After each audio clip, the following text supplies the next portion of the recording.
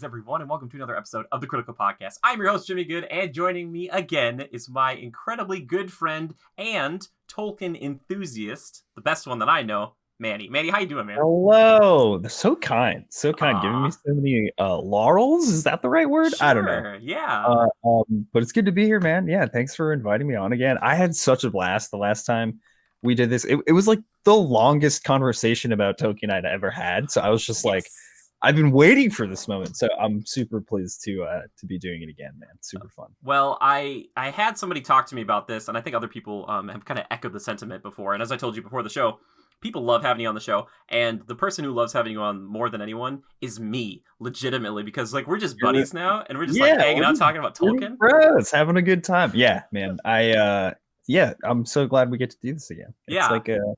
It's like a free treat. I get a free treat. So Well, thank I you, do dude. too. Well, okay, Yeah. and that's the thing is we're going to talk today about The Hobbit: An Unexpected Journey, part one of three. We'll probably come back to these other ones kind of later on down the line. Kind of do what we did with the Lord of the Rings trilogy, even though Manny wasn't here for Fellowship, but we did one with Mhm. Joe, and then we did an extended version with Brad from Easy Allies. So we're going to wait a little bit and maybe revisit Fellowship one day, and maybe that'll be the longest one, where Manny and I sit for 4 hours. We just like go over Yeah, every moment of the film, it's perfect. We'll which call that one a very expected journey because we've been waiting for it for so long. That's You know. amazing. Oh gosh, man, you're so Yeah. good. Anyway, so if you have not watched The Hobbit: An Unexpected Journey, I'd recommend that you do because we're going to kind of go full spoilers here. We're going to kind of go through the film, our feelings on it, and weirdly enough, this film is like 10 years on at this point, or getting Great. close to, getting close Yeah. to. And the time of this recording, we're a year out from having a 20-year anniversary for Fellowship of the Ring, Oh which my is god, bonkers. Like it's that's like nuts.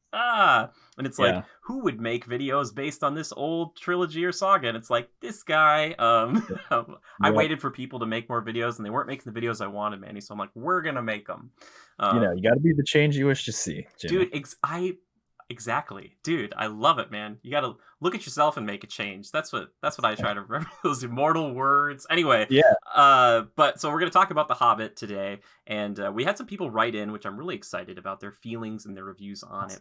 But before we get fully into it, obviously both of us Tolkien enthusiasts, you way more so than me, especially with the books and stuff.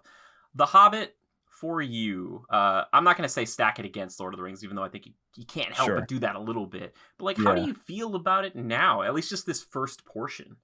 Yeah, I think like so when I watched the trilogy, like it was such I forget how old. I was very young. Mm. And it was just such this like impactful journey that like made me feel things that I had not necessarily felt before, and it made me feel like I was part of that world, right? And so I read I think I watched the movies first, and then I read the books, and then I watched the movies again and again and again and again. Mm. And then it was years later. I think it was probably like mid high school, late high school that I read The Hobbit, and I don't know. Like I think it was part of me like also really liked characters like Legolas and characters like Aragorn and Gimli for some reason. Like he just didn't we didn't hit it off. Like I thought like the dwarves in general were kind of like frumpy like Yeah. dummies. And we'll get into the handful of ways that they are frumpy dummies, but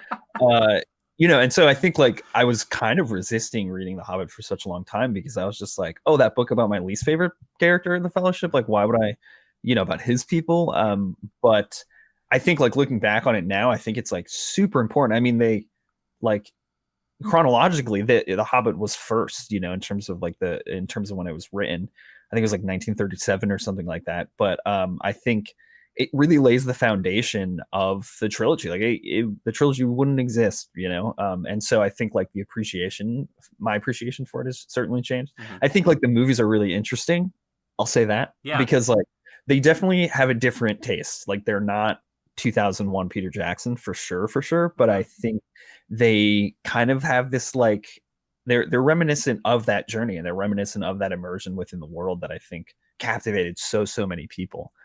So I think looking back, I guess the movies have been, like you said, almost 10 years. That's crazy. So I guess looking back a decade ago when the movies came out, and I originally saw them when they came out, when when the first movies came out. And so I think like I can really appreciate them for a pretty different, I would say, but like it takes place in Middle Earth, and it takes place with these characters that I love, and it takes place with these journeys that I love. And so like you can't not enjoy it, in my opinion. Like I think you can point out its faults, and that's totally valid. But yeah, I think they're very special. Yeah, I agree with you, and so well said. You're so well spoken. And again, Well, this whole show is just gonna be me just like praising Manny. We're just friends in real life. He doesn't have to we're suck up best to me. friends in real life. Yeah, We exactly. promise. Yeah, exactly. I don't have to suck up to him. We just do this. Yeah. But I think it's interesting because I look at another prequel trilogy in Star Wars, and I think you could make the case that if you really, really wanted to, if you weren't into Star Wars before, you could start at Episode 1 potentially. With The Hobbit, you could as well, but there's so much in this it alludes to Lord of the Rings. It kind of plays on that, and there's a lot of call-outs that might seem very odd to the viewer, if you Right. weren't super familiar with Lord of the Rings. You'd be like, why, what are they talking about? Who is this? Why like the camera's holding on this person for way too long? Like, Yeah. what is it? Yeah. But if you're a Lord of the Rings fan, you're like, oh, Yeah. which I think originally Tolkien never made The Hobbit and then like Lord of the Rings to really like bridge together that way, because there is a 60-year time gap between Right. the two. And that's kind of where we start. And I will probably draw tons of connections to the Fellowship with this film, because I feel like out of the three movies, this one it feels like that this and Fellowship line up really well. And then for the next two, they don't really line up with the other two. Yep. But yeah, so we start here, and it's interesting because I was thinking about this today, and I was like, okay, how does this movie start? And I couldn't think of it right away, but then I thought of like how Fellowship started. And Fellowship starts in the boldest way ever, with a black screen and just like narration, which most films could not get away with, talking about kind of the history of the ring over 3,000 years. But this one, a little smaller, a little bit more of a focused event in that of Smaug attacking the town of Dale, and then obviously Erebor to kind of take over the horde of the dwarves, as it were. And a pretty cool, I think, interesting sequence. They do a really good job with, if they're going to cut this up into three films, that the second film is like, this is the dragon film, but the first film is like you're maybe going to see it, but you're actually not going to see it type of thing. And it's always just out of shot, or it kind of goes by really quick and you never see it. But they do a good job of kind of establishing, I think, the dwarf culture, and then that town of Dale, which the town of Dale is kind of cool. It gives me like a little bit of a Venice vibe, if there wasn't like a ton of rivers. It's like right next to the lake and stuff. And I love the thought of like this town of humans that's hanging out right next to the mountain of the dwarves. And it's like, oh, like we work together, like we trade. Yeah. And, it feels like a very like there's like a symbiotic relationship between like the town and the earth that it's like kind of embraced by. And I think that's like super emblematic like of the people of Middle Earth largely, but especially like characters like hobbits and characters like dwarves, which is the whole focus of these three movies, Oh, totally. Yeah. And I also love too that, again, if you're familiar with Lord of the Rings, that the ring, for lack of a better term, in this trilogy is the Arkenstone, which is just the shiniest, greatest, perfectly kind of oval, spherish thing. I don't even know what you call it, but it's like this perfect stone that is like the king's stone. It's like they found it. One of the dwarves found it, and he was like, "Oh my gosh!" And that was kind of they put it on top of the throne, and it was like, you sit under the Arkenstone, you're the guy. And that's kind of like the biggest point, because if you have that, you are the king of Erebor. You kind of control all this wealth, and you have a lot of power and standing in that area.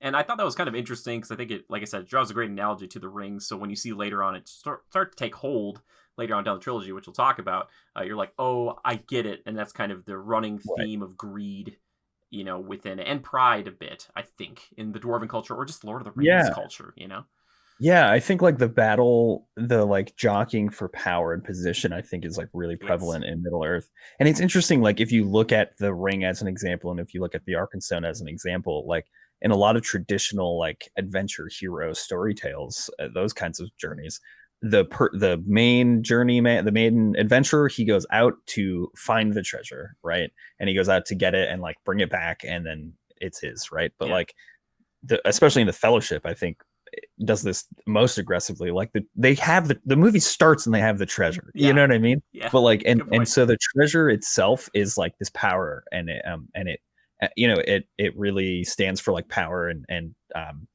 like wealth and all those things, right? But it also stands for like corruption, and it kind of like fuels itself through greed. And I think the Arkenstone is another great example of that. That like so many races, people in Middle Earth, so many of these different races, they're all like the common denominators, like they're corruptible, right? Yeah. They can be corrupted by greed and corrupted by power, and so like it's really cool how both stories focus on this like singular item that's like this is the thing everybody wants. It also happens to be the thing that like completely corrupts everybody. So Oh yeah, it's an totally. interesting way to kind of set the table. Yeah, and you make a really good point there, and it's interesting because you get Smog, who comes in, and he's not there for the Arkenstone. He's basically there for treasure. He's just kind of like he's like the dwarves, they've kind of maybe gotten too big for their britches, and this seems like a good Right. place to hang out for a long time. And he's not there for that specifically. So I think that's kind of like an interesting point to make. But then we cut away from all that, and then we get our big tie-in to Fellowship, which is it's the beginning of Fellowship a little bit down the way. Anyway, it's the day of Bilbo's 111th birthday party. And That's right. after rewatching Fellowship again, I was like looking through this. I'm like, they did a pretty good job, and they got. They definitely Yeah, did. they got Yeah. Ian Holm there, and you can tell that's not always him walking around, but like he's there. They have, Right. Elijah Wood is Frodo is there, and you can't Yeah. help but feel it in your heart, and you're like, Yep. oh my You gosh, hear that flute in the oh, distance, and you're like, I'm at home. I'm Yeah. like I tear up when I hear that Shire theme Oh every man, time. it's so good. I'm like, here we go. Yeah, Fellowship, by the way, is just like it's like a Thanksgiving dinner of a movie. Like every time I'm like, oh, it it's really is. just warm, It's a feels good. feast. It's a feast. Anyway, so they tie that in, and it's kind of Frodo, and he's gonna go read, and he's gonna go wait for Gandalf, and you're like, oh, that's great, because like I think of that shot of him sitting in Yep. waiting for Gandalf. But Bilbo telling his story, and as you put out that quote on Twitter, there it's showing Bilbo write the tale basically of the Hobbit there and back Right. again, and he kind of describes the Hobbit hole, and kind of Yeah. it is an entry point for new viewers because there's probably plenty of people who didn't see Lord of the Rings or were Right. scared of it. Right. A lot of people I've talked to have been, at least in the past, I think that's kind of changed a little bit now with the like Right. binge watching television, because Oh, like totally. you're like oh, okay, so you won't watch a 3-hour movie but you'll binge 8 hours of a TV show, and it's like Yeah. But yeah, so I Yep. think more people were keen on that, which is great. But Totally. him starting off, and then flashing back to, I think one of the greatest things about this, it kind of reminds me a little bit of the casting of Ewan McGregor as Obi-Wan in the prequels, but that is Martin Freeman as Bilbo Baggins. And It's so good. hot diggity darn, I don't know who you cast, who would be better, because you just like, especially Yeah. this movie is like his movie, And like fits the personality. I think like oh, the Hobbits, and I'll get into a little bit of some interesting notes that I took before we started recording about Hobbits, but I feel like that casting, like he just so perfectly embodies like the curiosity and the inquisitiveness and the almost like he's just kind of like surprised by everything, how like everything's just kind of like falling into his lap. Like I yeah, feel like that casting was just dead on for a young Bilbo. One of the things I wanted to mention is I came across this passage. So this is a book. It's by David Day. It's called The Illustrated Works of Tolkien, and it largely focuses on how different people and characters and races in Tolkien were depicted visually, but it has some really cool background. And one of the things that Tolkien like really loved was the naming of things, and so he thought that like naming things gave them power. And so I'm going on all sorts of asides I here, love but it. one of the interesting things about Smaug specifically is that he was kind of inspired by the dragon in Beowulf. But the dragon in Beowulf doesn't have a name. It's never named, and Tolkien always felt like it robbed him of some intimacy with the dragon. Oh, for sure, yeah, And so totally. like he was a firm believer that like things should have like really good names. And interestingly, Tolkien actually, believe it or not, he coined the word Hobbit. And so like the word Hobbit, he created it, but the prefix hob, meaning like small or diminutive, like that was used like since like Shakespeare, like hobgoblins and the like. Sure. But specifically, Hobbit comes from an Anglo-Saxon word called I'm going to pronounce it incorrectly, for all you Anglo-Saxon enthusiasts, or words enthusiasts, I think it's pronounced Holblita, which means hole builder. And so Tolkien had this like inside joke with himself that the sentence in a hole in the ground there lived a hobbit was like this funny circular like redundancy, because it's like in the ground in a hole lived a hole builder. Like, of course that's where a hole builder would live. So it's just like a fun thing, and I think it's like really emblematic of like the curious humor of hobbits and their affinity for nature. And again, like that casting, like you just can't get better than that. Like he just embodies that so well. But anyway, I just wanted to kind of connect like the word and the people and sort of everything there. But yeah, I just thought that was really interesting. In a few sentences, Manny has provided more information to you than maybe 100 episodes of this show. So thank you so much, Manny. Like, that's why I love having you on the show. It's so good. Like, it's fascinating. And like that kind of thing too, like, and you can get into this a little bit, but like the genius of Tolkien and just even creating not only just a word, but a language, which I'm sure at the time, even if you did it today, a lot of people would say like, you're nuts, but it's only because he had such a firm understanding of the English language and other languages that he was able to do it. He wasn't just like, I'm going to start saying things and I'm going to make this up. Then he's like, oh, also there's like an evil version of it, and here's all the words for that. And you're like, okay, like it's like that's and intense. Past tenses and conjugations, and like it's nuts, man. Yeah, it's very cool. But in closing, Martin Freeman's so good. No, I love Martin Freeman's so good. That's the takeaway. He's so good. No, and I love seeing him in this because in a lot of movies and a lot of shows, he usually plays second fiddle, and I think he does get relegated to that eventually in these films. But originally, like this first film, it is about him, and he's a little bit kind of stubborn. He knows what he likes, and I don't know if they've ever really addressed this. I don't remember in the book. Maybe you can shed light on this. He was chosen by Gandalf because Gandalf thought out of all the hobbits, he might be the one who would actually, join in on this adventure. And he thought it was a good idea. I don't know why, because like when you think of the Shire and hobbits, I wouldn't be like, hey, we need a burglar on our team. A hobbit, could be good because I would say the magic the hobbits possess is the ability to not be seen by people when they choose to do it, which is a hilarious gag, especially in Desolation of Smaug. But you can see it throughout the films. Like they'll kind of just like lean against the thing and people are they don't know where they are. And maybe that was the reason why. But like, do you know if there's a reason like he chose Bilbo? I think he just kind of appreciated the fact that I think it was a couple things. I think one, to your point, I think he knew that he would be the kind of person that would like eventually sign on. I also think it was kind of a push to get Bilbo to like kind of step out of his shell a little bit. And because, Gandalf has he's like an angel, right? Like he's a literal angel being on Middle Earth. So he just has this vast view of Middle Earth, and he has a very broad view of sort of the history.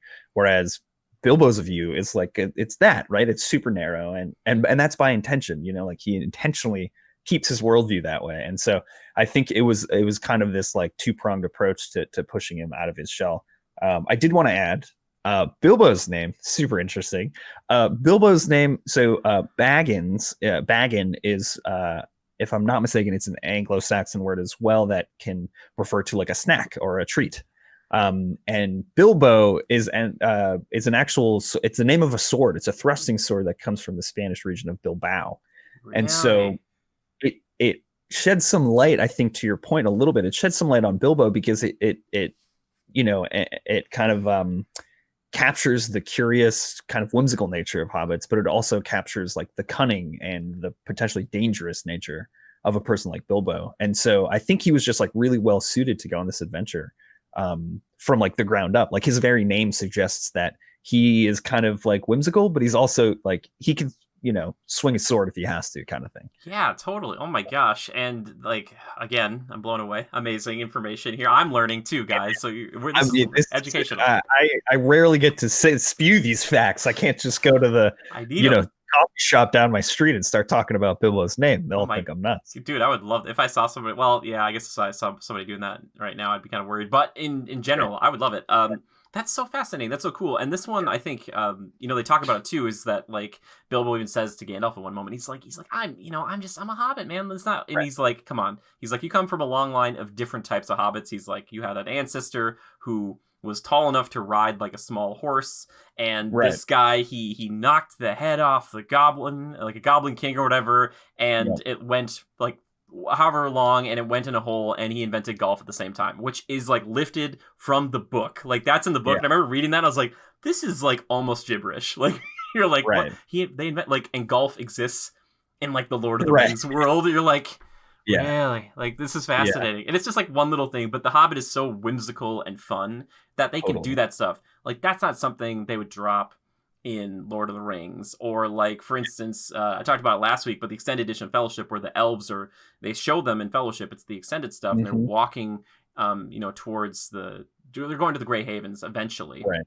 And I think in the book they're like singing and dancing, but like they're singing as they're like walking. It's not, and it always came off as like more jolly to me, but it's so much more solemn and like kind of sad. Right. Whereas this movie, it bathes in that jolliness, the weirdness of like a random song that pops up. Because I remember reading the book and I was like, there's like a page here, and I'm like, what is this? Oh, it's a song? And I was like, and then you kind of go through like and the whole page is a song. And I'm like trying to read, I'm like, what? Like, because it doesn't tell you, like, it doesn't really tell you how fast it is, like, what notes or whatever. Melody like, at all. Like, okay, like it's kind of rhymey sometimes, and but I kind of glossed over this, but we live in such a great time, Manny, where we could take this for granted, but I try not to. But it is the ultimate, one of the greatest casting choices of all time coming back, and that is Sir Ian McKellen as Gandalf the Grey. And son of a gun, my boy's back. I love Gandalf the White, don't get me wrong, but Gandalf the Grey, he's the guy you want to kick it with. Well, it's funny you mentioned that, because there's an interview with Sir Ian McKellen, and he said both he and Peter Jackson prefer Gandalf the Grey.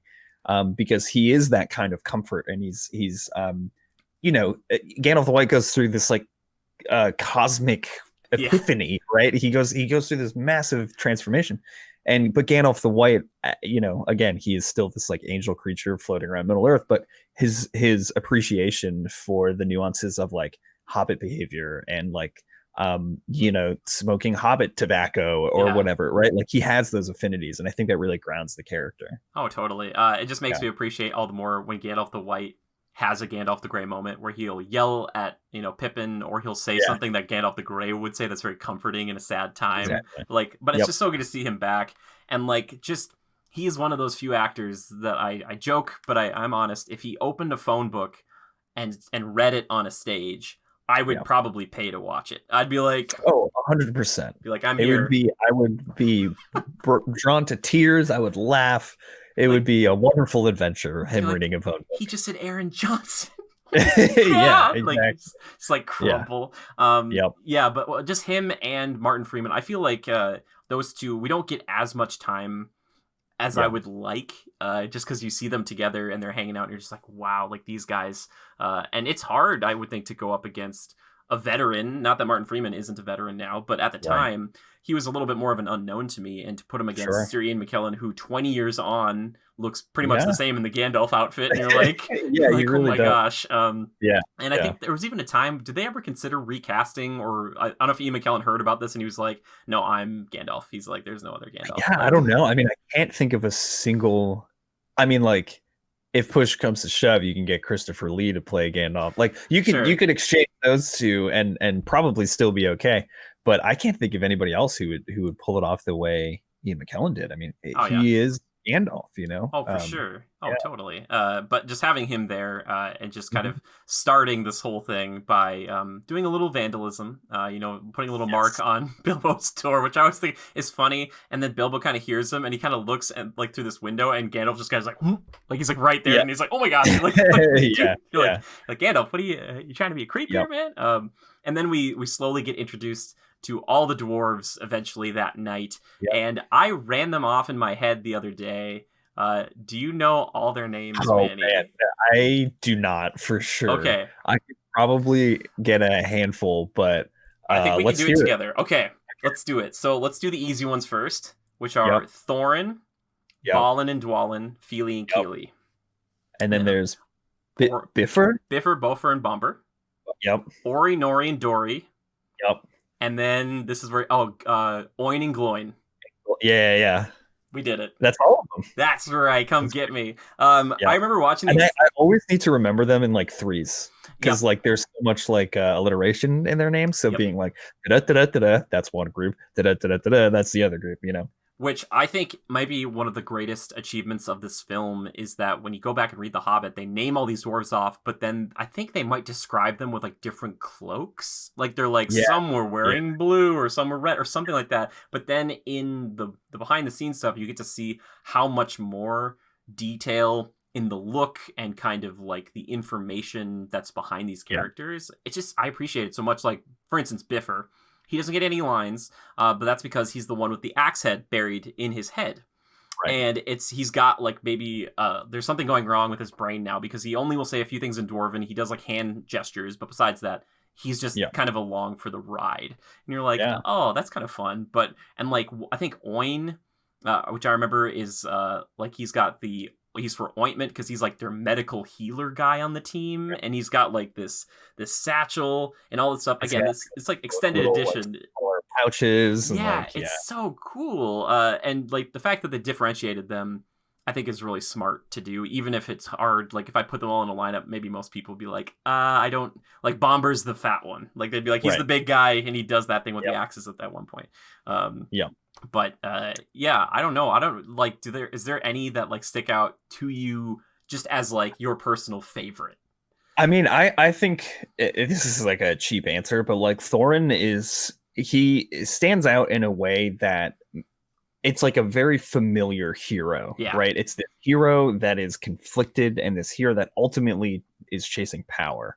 And I mean, having read the books, we kind of know what happens, but you know, even if you don't necessarily know the plot of The Hobbit before seeing this first movie, I think he fits this mold of like this kind of hero, like anti-hero almost. Like he's this like edgelord guy, and I don't know. I think there's something familiar and like in a world that is so fantastical, and especially with the race of dwarves, I think they're like very specific in their ways, and so I think like he's the most like palatable, and so he always resonated the most with me just because like he was the most palatable for me, especially as a younger kid.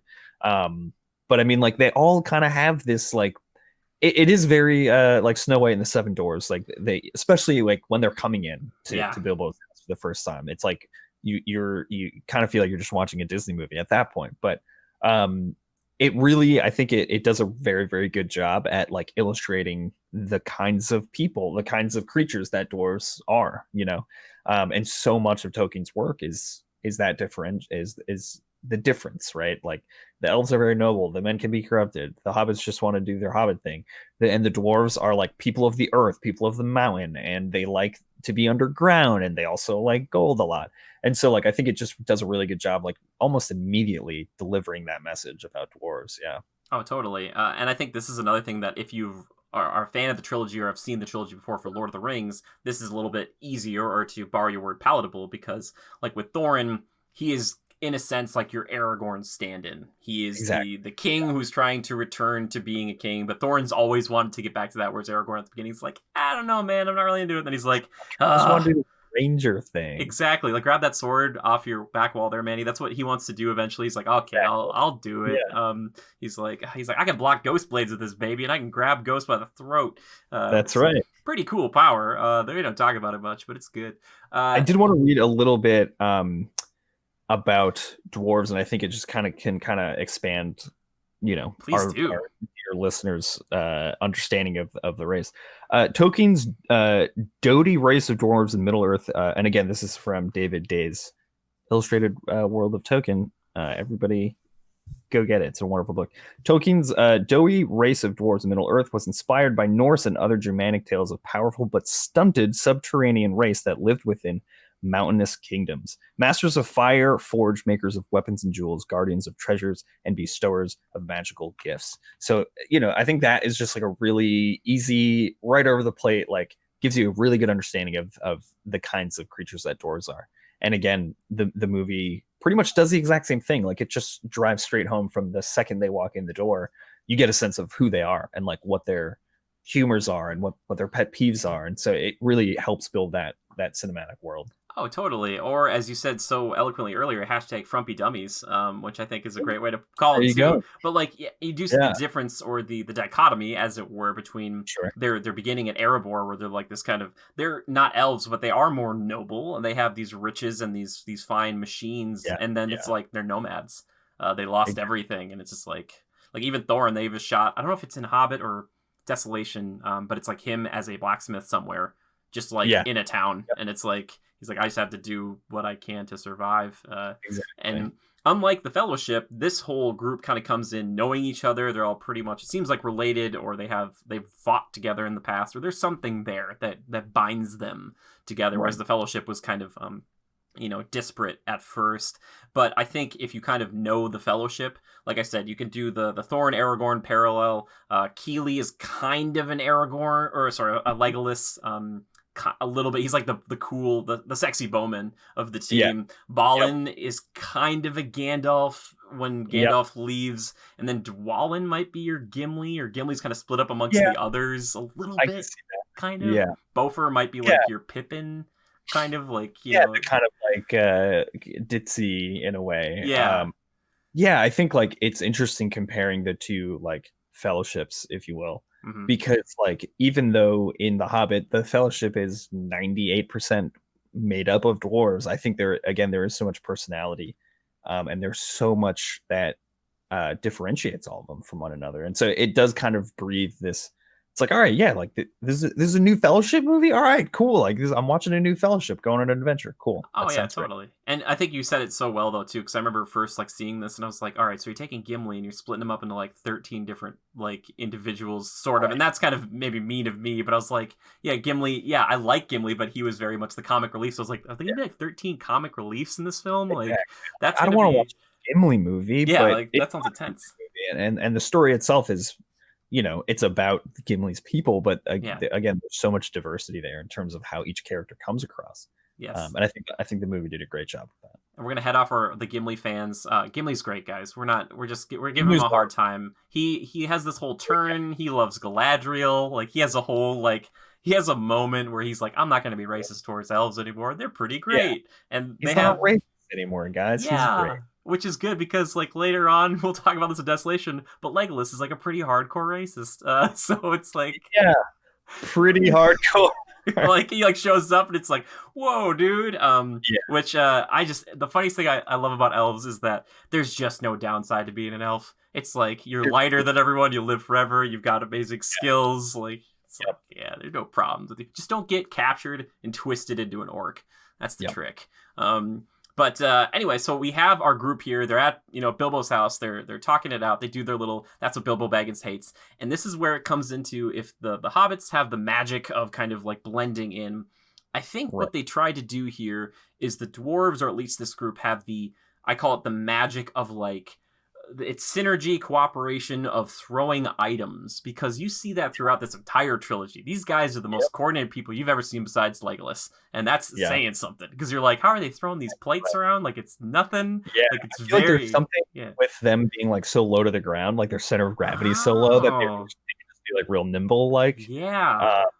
But yeah, they're like oddly like super in sync with one another, like physically, kind of at all times. Yeah, Yeah, which I think it's kind of good that they have this song. Like, if you had to take out a song, I could see why they would get rid of this song. But it sure. really puts your expectations in a weird spot where you're like, okay, are they doing like weird? Is this like a musical or something? Like, is it gonna Yeah, be kind of a jokey thing? And then we get into the theme of the dwarves, and that Howard Shore, like he still got it, yeah, and he still got it, he man. still got it, which is it's just so impressive. But he comes in and it's you see all the dwarves have congregated in Bilbo's kind of living room by the hearth, and they're singing the tale of the day that Smaug.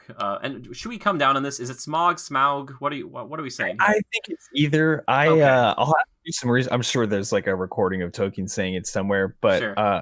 Smaug, whatever. Okay, You know? yeah. Yeah, But telling that tale, and Thorin starting to sing, and they're all humming, and they kind of sing the song. And I remember seeing this in the theaters, and even upon rewatch, I was like, man, it's such a powerful sequence. it Uh, really is. it's And I so think good. again, it just like breathes this new life into dwarves, Yeah. because we got a pretty well. I don't want to say. I was going to say we got a pretty two-dimensional view of dwarves in the Fellowship, but I don't think that's necessarily true. I think again, like to your point, Gimli kind of comes around and we see Yeah. more of, the good that dwarves can kind of bring into the world. But in the Hobbit, certainly in this first movie, especially in moments like when they're singing this song, you get a sense of just like where the dwarves come from, and they have this history and they have this tale, and that's why they're so passionate. It's not just because they're greedy, and it's not just because they just want to count their gold coins in their mountain house. Like Yeah. they have this really meaningful history that is so impactful to them. And and it's almost like this quiet moment in the movie where like it starts off like real low, and like obviously they're all like dwarves, so they have very deep voices, but it's this quiet sort of solemn moment that you're really like, oh wow, oh my god, the dwarves made me feel something, oh gosh, what's happening. So I think that was a really cool moment in the movie. Oh yeah, and then at the end, for some reason, I don't know why it sticks in my mind, Manny, but like it pans up above like Bag End, and it's like the cinders are coming out of the chimney into the night sky, and I don't know if that's supposed to be like kind of reminiscent of Smaug, and like the pines were roaring and all this stuff. It's just a great moment. While you're saying that though, too, a little tangent is the reason that Gimli changes because he realizes that tons of the dwarves are dead in the mines of Moria, when he's all like, my cousin Balin's pretty great. And then he's like, he goes there and he's like emotionally broken inside, and he's more willing then to accept the elves. Yeah, I think that's probably part of it. And I think just going through so much, side by side with an elf, I think I think he just loses a sense of like, he kind of just forgets why there was beef in the first place, because he's like, man, we've been through so much, like, what were we even fighting about? But certainly, I mean, it's so excited to go to the mines of Moria and then to go back and realize the whole thing is a grave, Yeah.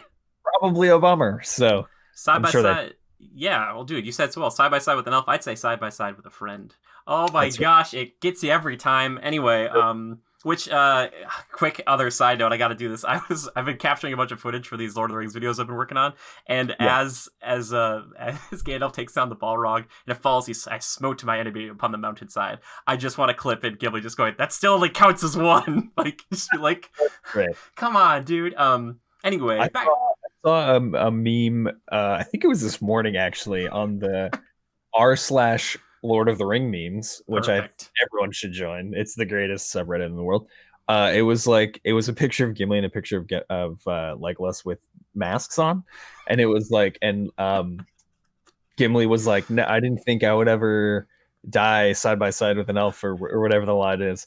And then Legolas looks at him and he goes, what about 6 feet apart with a friend? And he goes, that would be responsible. I thought it was really good. Yes. It was great. Dude, that's fantastic. See, it still holds up. Jackson, I don't know how you did it. No, I hope this stuff gets back to them and they look at it, they just kind of get like a little chuckle. They're like, But anyway, so we have our group. They sing the song, and Bilbo's like, man, I hate these guys. I hope they leave because they ate all my food, which I don't. Bilbo must go through food like crazy because he had a lot of stuff that was even fresh that I was thinking, I was like, Bilbo, are you going to get through this? Like, good on you, dude. I throw out half a bag of spinach like every week. I'm like, I bought the spinach like a year ago. Why is it still here? You're like Bag End the Bachelor Pad, and you're like, oh yeah, Bilbo. It's so good. But then they all leave, and he's like, oh, yes, they're gone, thank goodness, even though they kind of propose to him, hey, do you want to join up on this crazy mission that's probably a suicide mission? And Gandalf even says to him, and I think it's maybe one of the more poignant moments in the movie, Bilbo's like, can you guarantee I will come back? And Gandalf's like, no. And he's like, and if you do, you won't be the same. Like, you're not going to be the same hobbit you were. So... they leave, and then Bilbo he does that, I'm going on an adventure, and he's just like, I'm trying to catch up with these guys, because you know what? I'm all in. Sounds great. I signed this contract, which, again, very funny in, like, a medieval time to be like, did you sign the contract? Yep, looks like it's all in order. Like, and then they kind of roll it back up. I love that. But then they go off. Also, super important to point out, like, that moment, that, especially the conversation between Gandalf and Bilbo, where he's like, no, I can't guarantee you're going to live. And if you do live, it's going to mess you up, probably.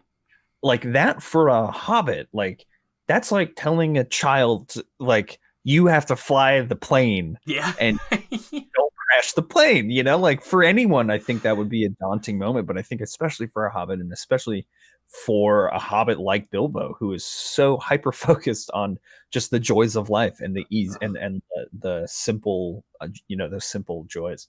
So yeah, like that moment's huge. I really like that moment. And then his reaction when he's running down down the road away from Bag End, I'm like, oh my god, he did it! Let's go! Yeah. So it's this really cool. It's like the first hurdle. I feel like that was his first like emotional hurdle that he got to face. Oh, totally. And like he's not like he's well off. He's not poorly off. Like you can obviously see Bag End's really nice. He's got plenty of food. I think money somehow. I don't know. I guess or maybe just lives off of what he makes. But like it's not like he needs to do this adventure for the money. He doesn't need to do it for adventure's sake. Because hobbits, like you said, they're not. That's not the end game for hobbits. It's like maybe have a couple of kids if you want. Just be chill. Don't do anything loud or be a problem for anybody else. Just like let's just live here in peace and quiet. Yeah. And yeah. So and this is like a 51-year-old Bilbo too. That like is like, you know what? I'm ready to do something different. And it's like now's the time. And then they set off. And then this is where it gets even more Fellowship for me, because it seems like it's just kind of one kind of thing after another that reminds me so much of that. And I think the big moment that to begin with is I may be skipping a little bit here, but when we get to the trolls sequence, which they do have in the extended edition of the Fellowship of the Ring, you can see the stone statues of the trolls. And I always remember that being kind of a big moment for people who read the Hobbit trilogy. They're like, oh, there's that moment with like the trolls and stuff, and how they kind of play that out. And again, some amazing acting going about Mr. Freeman. And even in the opening scenes of the Fellowship, when Bilbo's talking to the little Hobbit children, it's scary.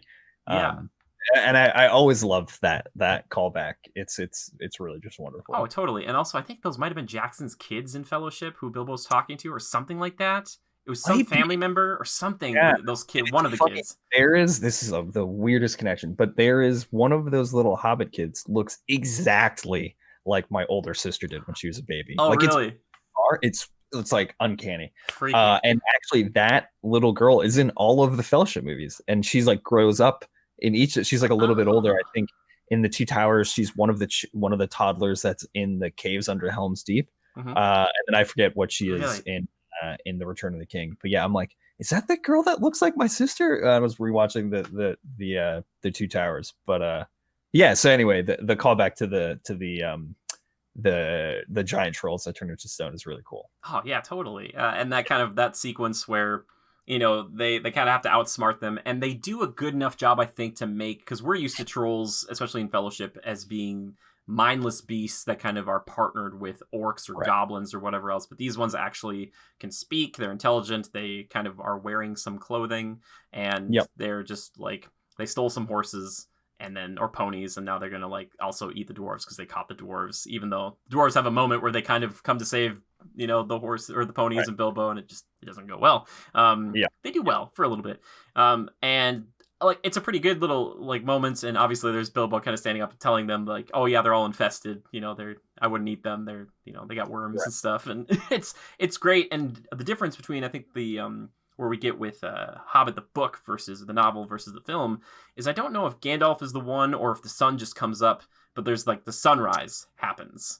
Yeah, I'm almost positive in the book it doesn't just happen. Okay. I think there's like an addressing it, and people realize that they should stall for time, basically. Sure. Whereas in the movies, it was just like a convenient surprise kind of thing. Yeah, well, in Gandalf, he's like on top of a rock, and he kind of does the "You shall not pass," breaks it, sun comes in, turns him to stone.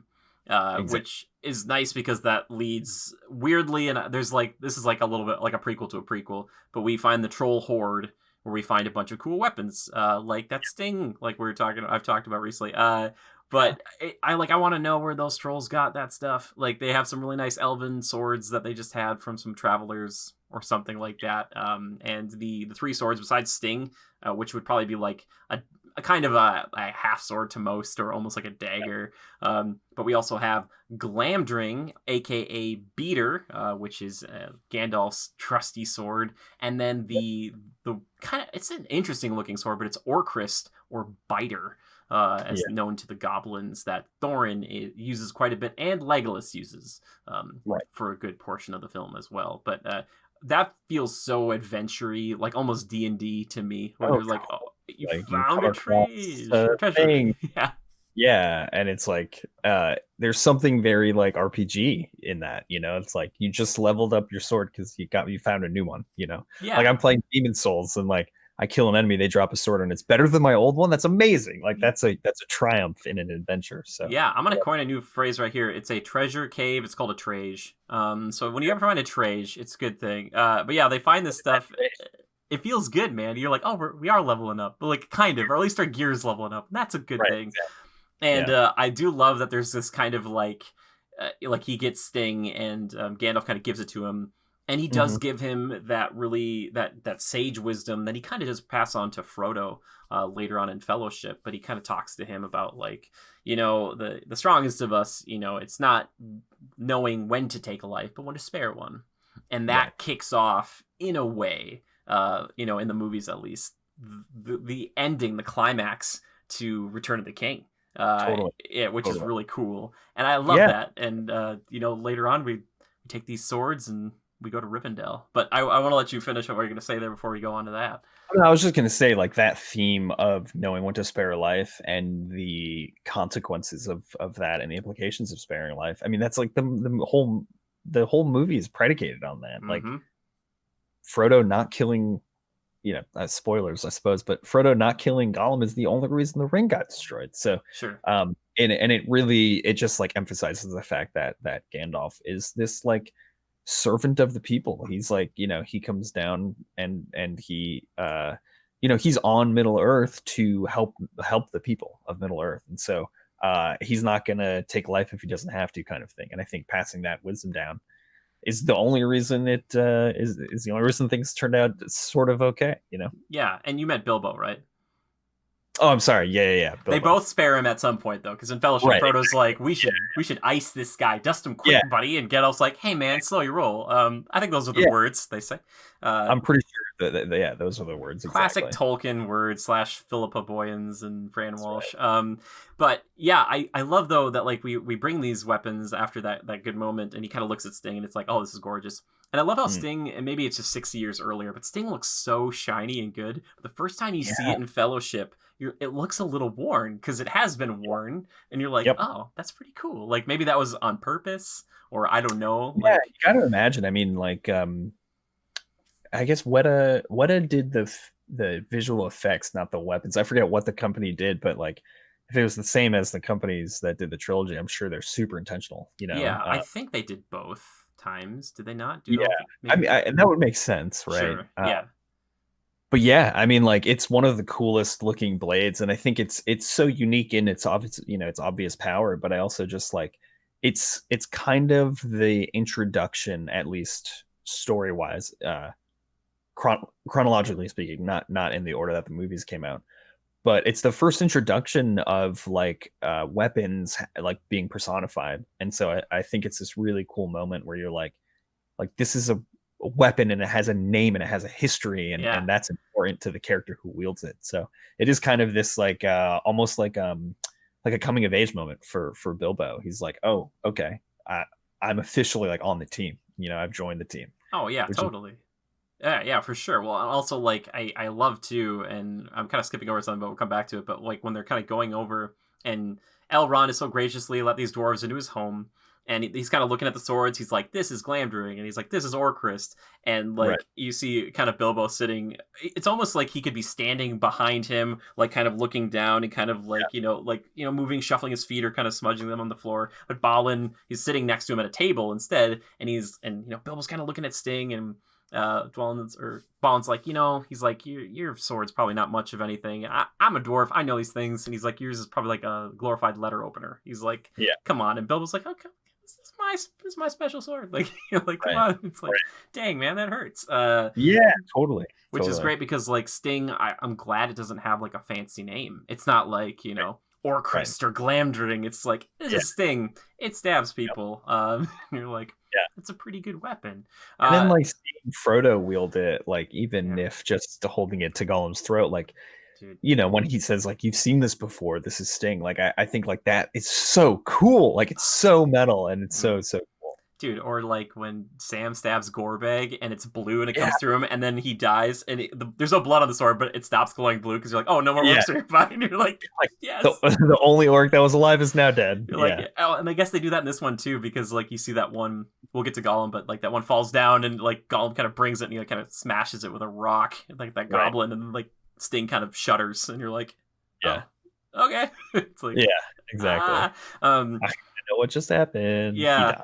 died. Before all that Sting stuff, though, we get kind of an allusion to this, and then we actually see him meet up with this group. I don't even know what you call them. They're not the Fellowship, but the Thorin's company Yeah, is that of Radagast the Brown. Because, yeah, yeah, Bilbo he asks at one time, Gandalf, he's like, hey, Gandalf, are there any other wizards? And Gandalf's like, well, yeah, there's obviously Saruman the White. He's like the best. He's my buddy. There yeah, are two blue wizards. I have no idea where they are. And then he's like, yeah, and there's Radagast. And you're like, yeah. what? Like, you're like, how do you not? Yeah, it's this cool, like the Astari I think are super interesting, and again they're essentially like angelic beings that come down and do their thing, and they've taken the form of old men because old men are approachable and they're welcoming. But yeah, man, like Radagast is like this weird, like talk about a Disney movie. Like Radagast looks like he just came out of like Snow White or something, like he Totally.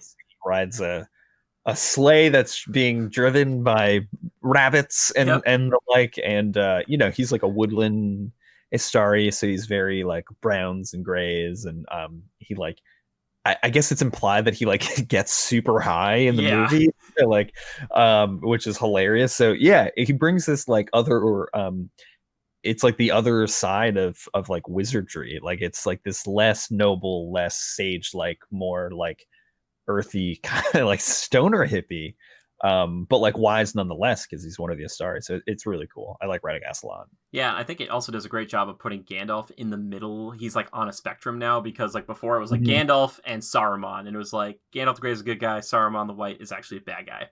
But Right. before that even happens, it's like, what if Gandalf were here, Saruman were here, and then Radagast was over here? Who would be in the Yeah. middle between Saruman the White, who's this noble, powerful being, and Radagast, who's chilling out in the woods? And it's like Yeah. Gandalf the Grey. He would be the guy who's Yeah. kind of in between both. And I Totally. really like Totally. that. And he's such a weird character. I like him, but it's a lot because you're not used to seeing like a Yep. potentially powerful being like this be so like just off. Like he's just like, Yeah. and like, you don't know if you can trust him because you're talking about like maybe he's indulging in things he shouldn't be, and like Yep. he kind of when he says things later on, people are like, I don't know, like, are you serious, really? Yeah. Like, I don't know, He is man. like this almost like he's almost not comic relief, is that's not the word I'm looking for. He's just like this like almost too goofy being. Yeah, And so it's like, really, this guy's a wizard? Are you kidding me? So there's like a little bit of that I think is a little bit of it's kind of off-putting for some viewers. The wizards that we typically see in cinema are like, noble and mm-hmm. long white beards and like Gandalf or what's his Dumbledore. Dumbledore. I'm sorry, Harry Potter fans. I'm so sorry. Don't come after me. But so yeah, I think he's like a huge that contrast between like traditional cinematic wizards and like this crazy woodland dude. Yeah, and unfortunately, besides this kind of chase sequence here, where he tries to lead these orcs away who are on wolves who are kind of chasing Yep. Thorin's company, we don't really get like a scene where you're like, oh wow, Radagast is actually really powerful. Because in this Yeah. particular film, they show off how powerful Gandalf could be, and you're like, man, Gandalf 60 years ago, he was just blowing stuff up like all the time. Like, and then in the Fellowship, it was kind of like maybe he thought, if I do this, I will probably kill the hobbits. Like if I just like make an Right. explosion. Yeah. But yeah, Radagast kind of he has his Rustavel rabbits and he can kind of lead people around that way. But Yeah. there's not a lot of moments with him. I like that he's there, but at the same time, I do wish like he would have had some like cool thing. Totally. He doesn't have to kill people, but something Yeah. to do something interesting. But and that kind of leads to a little bit. We haven't even talked about them. The main antagonist for this film in particular, who sent out his orcs on wolves or wargs. They're a little bit different than we're used to, but that's Azog the Defiler. Yeah. Which, Manny, I think even regular trilogy included, Lord of the Rings trilogy, one of my favorite scenes, if I had to pick one out, is the retelling of the birth of Thorin Oakenshield, like where he gets that Yeah. name. right outside the mines of Moria. The same kind of rocks, I believe, that the Fellowship were kind of lamenting the loss of Gandalf on once they've escaped over the Bridge of Khazad-dûm. Uh, Yep. but there's this really cool sequence. It's shot really interestingly. It's almost like Zack Snyder-esque in like the color palette and stuff. Like it is just like this Totally. big, like the dwarves versus the orcs, and it feels like an original trilogy scene sort of. Yep. And showing that like even though they kind of cut it out, maybe the extended edition you get to see it. I believe it's Thrain, which is Thor's father, Yep. because Thror is the one above that, but Thrain gets beheaded here? Is that the one, or is it Thror? No, I think it's Is it Thror? Thror. I think it is Thror. I could be mistaken. Those two are so close, because I know one is like gone crazy with dragon sickness, is like wandering the countryside like Right, later right. on. But Yeah, anyway, one of I them gets tend to beheaded. get those confused. Yeah, like Azog like chops off a dude's head and he's like holding it up, Yeah. and you don't get to see that, but he's just kind of showing it off. And then Thorin goes to fight him, ends up rallying the troops, and I really like this change. And maybe it's kind of pulled from the book. I don't think it is, but like Thorin literally using a piece of oak as a shield, and like stopping Azog's attacks with a mace and kind of chopping off one of his arms. Like I always thought that was really cool. I was like, oh, that's a fun twist, And I think it really I mean, it calls back to so much of like, again, Tolkien's like naming mechanics. Like a lot of the way he names creatures or places or things is just like very simple. It's like it's a mountain under the sun. Okay, mountain sun. It's very like it's almost like childish in its like structure. And so I think it's just like this really, but with Thorn, it comes with such a cool story that it's like this breath of power that I think and again, like names brought so much power for Tolkien into his characters. So I think it's just like a really cool story. And it gives Thorin like that like sense of like, oh, that's the guy. Like it gives him that sense of real power. Oh, totally. And like I said, I don't know if it's actually in the book, if that's what Oak and Shield really means. I just thought it was such a cool literal translation to film with that, because you're like, oh, that's really interesting. And like the swords you're talking about before, you say like, oh, that's Thorin, son of Thrain, son of Thror. He should be king of Erebor.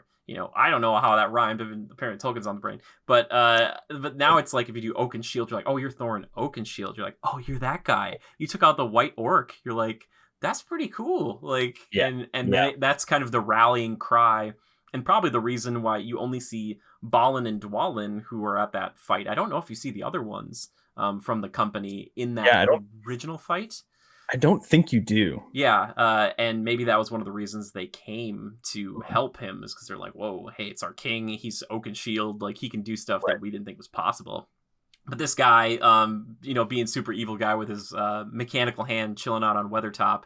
And I think one of the biggest distinctions, if you had to like look visually, the biggest differences between like the original trilogy and the prequel trilogy is if you look at the wargs, these ones or these wolves look so much more, I don't want to say cartoony, but they're much more animated.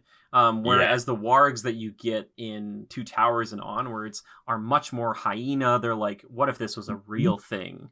That's like the Hobbit has a little more of like that fictional fantasy saturation setting up a little more. Whereas Lord of the Rings is like, this is realistic. Right. And I think that's a lot of people's beef with the Hobbit films, because it does kind of, I don't know. It's weird that like we got the Hobbit, 12, 15 years after the trilogy, and there are some parts of the trilogy that just look way better than they would in the Hobbit. But I think that's a lot of people's issue with the Hobbit, is that it brings this sense of animation. It hits a certain aspect of animation that looks like animation, not what it's trying to sort of evoke. But yeah, no, I totally get what you mean when you talk about the wargs, because the wargs, like when they're like running through Rohan on everyone's trip to Helm's Deep, like they are menacing. They're terrifying looking. Oh, dude, bring your pretty face to my axe, dude. Let's go. Yeah, like, it's so scary. And this is like, I don't think they're bad necessarily. I think they're fine. I think it's the juxtaposition of having Bag End recreated and all the stuff you kind of know, and then changing things like that where you're not used to it. Or even the orcs, most of them are CGI now, and I don't know. I tried to look into this a while ago. I think a lot of it, even the goblins and things like that, they were testing out like real ones, and I don't know if it was a time constraint and they couldn't do it Okay. because we know in the past that they have. And you like look at it and like some of that stuff, and I was mentioning it last week, and I'm sure you'd agree with me. When we get to our fellowship, we'll just do 20 minutes on this guy, but Oh, Lurtz, Lurtz looks in freaking incredible. It makes me want to swear because when I see him, I'm like, gosh dang it! Like he looks like I don't even know how you could make anything more terrifying as like a man that's not really a man anymore. And you're like, what am I yeah. looking at here? He's so scary. And Azog has a little bit of that, but there's Yep. something about Lurtz, man. There's that physicality where you're like, oh It's gosh, like it's that sense of like true corruption, I think, yeah. that brings Lurtz into this other like category of terror, you know. But yeah, I mean, like Azog has a really interesting history, and I was trying to find it. I have notes all over this desk, I but love it.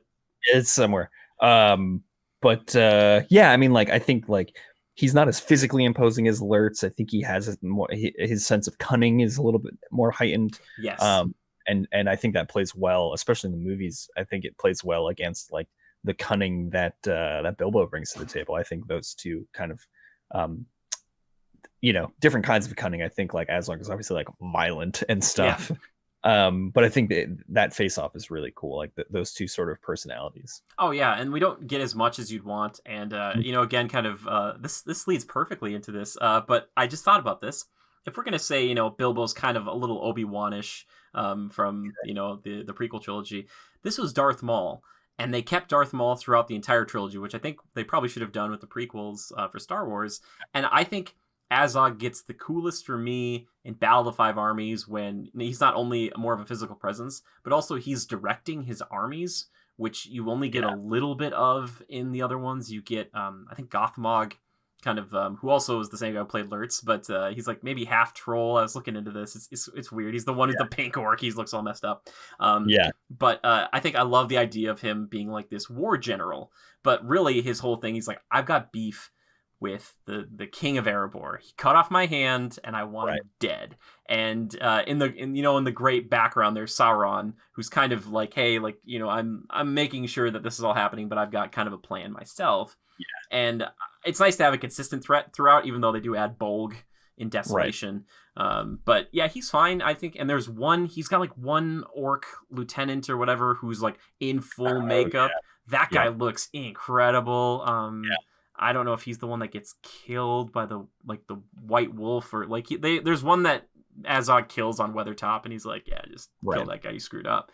And I think you bring up a good point, like highlighting the intentions of everybody, because like, you know, the intentions can get so petty as this guy like hurt me physically and I want to get him back, so I'm gonna like direct these armies to go kill him, you know. And so like, and that faced with like, I just want to get this shiny rock, and then Bilbo like, I just want to go on this adventure that I don't even know if I really want to go on, you know. So it's this interesting intersection of like all these people's agendas, and they're all on their own sort of, you know, personal journey, personal path, and then and the way it all just intertwines is so poetic, in terms of like who lives and who dies and how that, you know, what the implications of that in the future. It's really cool. Oh, that is a great point, because I think of more of like Lord of the Rings as being kind of that kind of old phrase I've been using a lot. It's like allow your fate or seize your destiny. And it kind of, it slowly becomes a little bit more of like Aragorn's story and also Gandalf's story. But in this one, it feels so much smaller scale, and it is,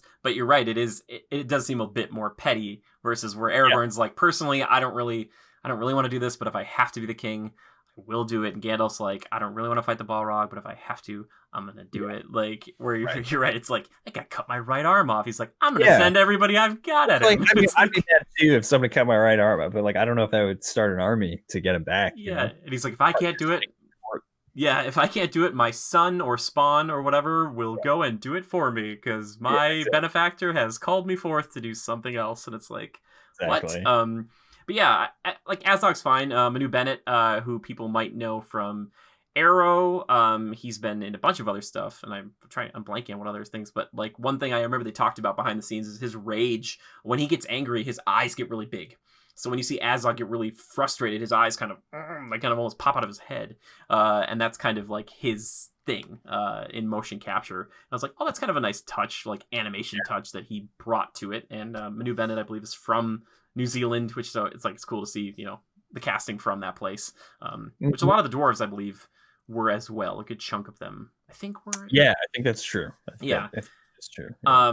But yeah, so they've kind of dogged them throughout the whole thing, but we do go back to Rivendell, which again, very Fellowship, and again, very Dungeons and Dragons. Like, you got a map, and we need someone who can read this. Oh man, Elrond can read it. Well, Elrond's like, you know what? It can only be read like at the same time that the moon is the correct time of the year. And he's like, but happenstance, it's tonight, and it's like, well, that's very convenient. Well, we are lucky. You're like, because I think in the books, and they kind of gloss over this sometimes. Sometimes they chill in places for like 2 weeks. For a while. Yeah, or like maybe longer. And you're like, I get where they're like, well, we can't have like, how are we gonna make the audiences believe that the dwarves who won't eat just like the salad of the elves, or like, just kind of like, I don't care about like, vegetables and fruit, how those people would live for 2 weeks, let alone 2 days amongst these people, and they just kind of want to like get the info and get out, because they kind of just hate all elves, even though they have no beef with like Elrond himself. Like, Elrond wasn't the one who ruined this. Elrond's like, come on in, guys. Like, like, I'll feed you. Yeah, he's like, we killed a bunch of orcs that were maybe hunting somebody, and Gandalf's like, I don't know, it could have been anybody really.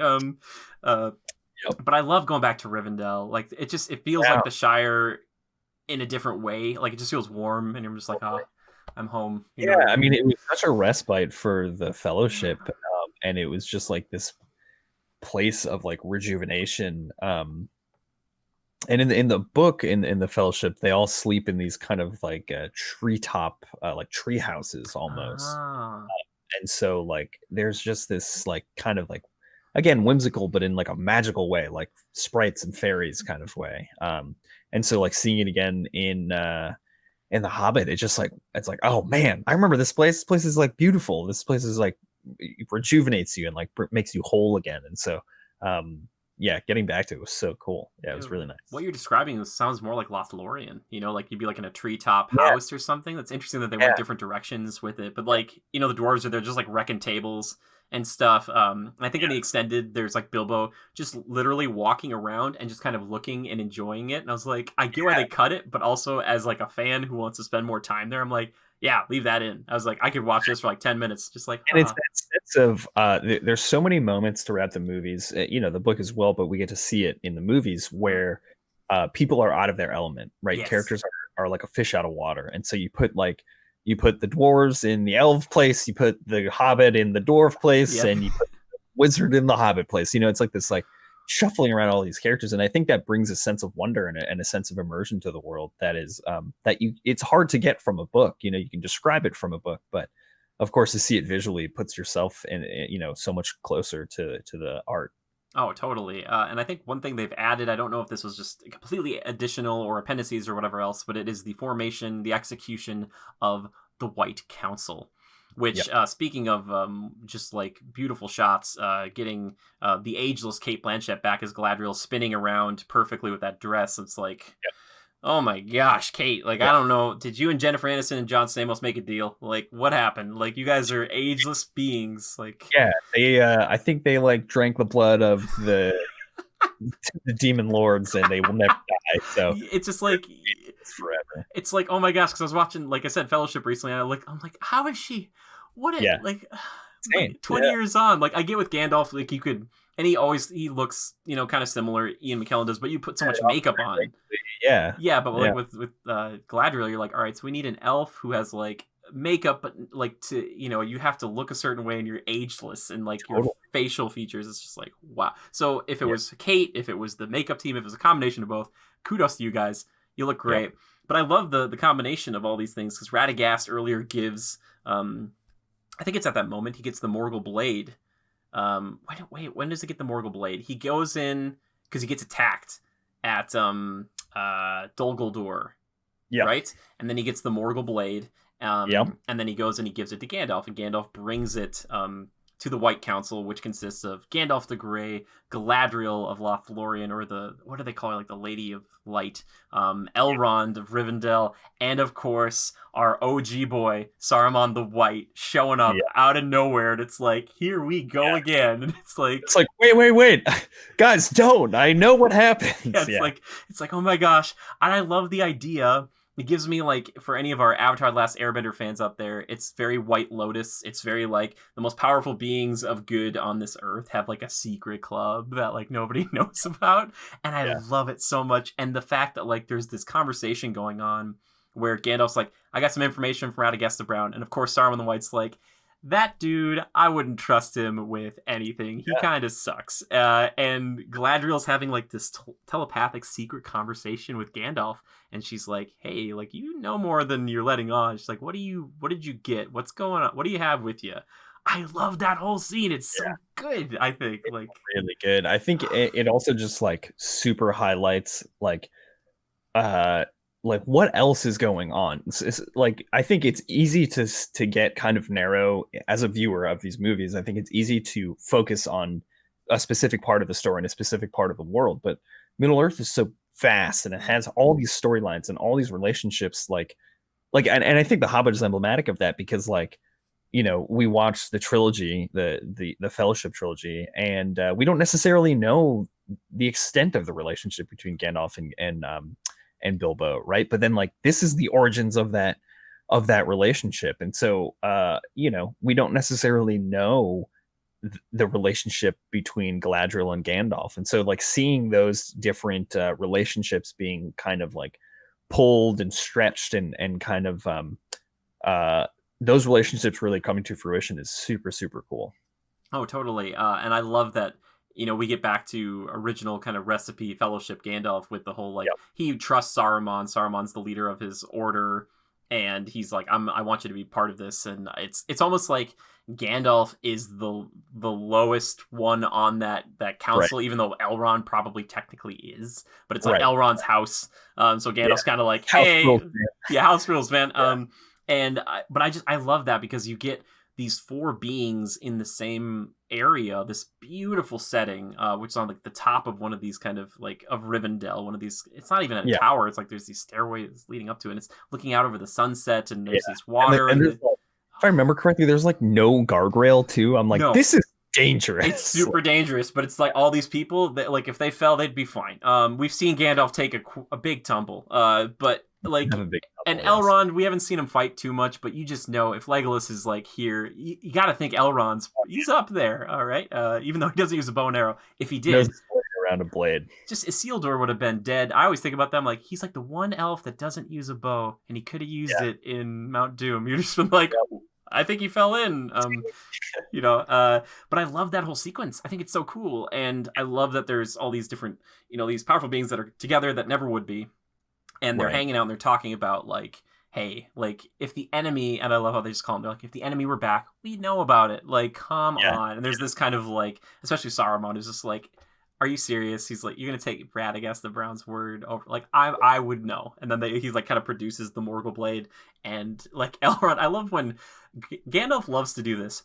He'll bring in something like that, or he'll utter black speech and Fellowship to freak people out, like, in like Rivendell. And Elrond's probably like, dude, why do you, every time you show up here, it's like you bring bad stuff. Like, I told you before you got here, none of that stuff this time. All right, man, you're freaking out my friends. He's like, all right, in Fellowship, you know, Gandalf, you didn't bring, like, any, like, dark weapons with you. And he's like, well, it's kind of a weapon, but, like, it's the Sauron, like, it's not, it's fine.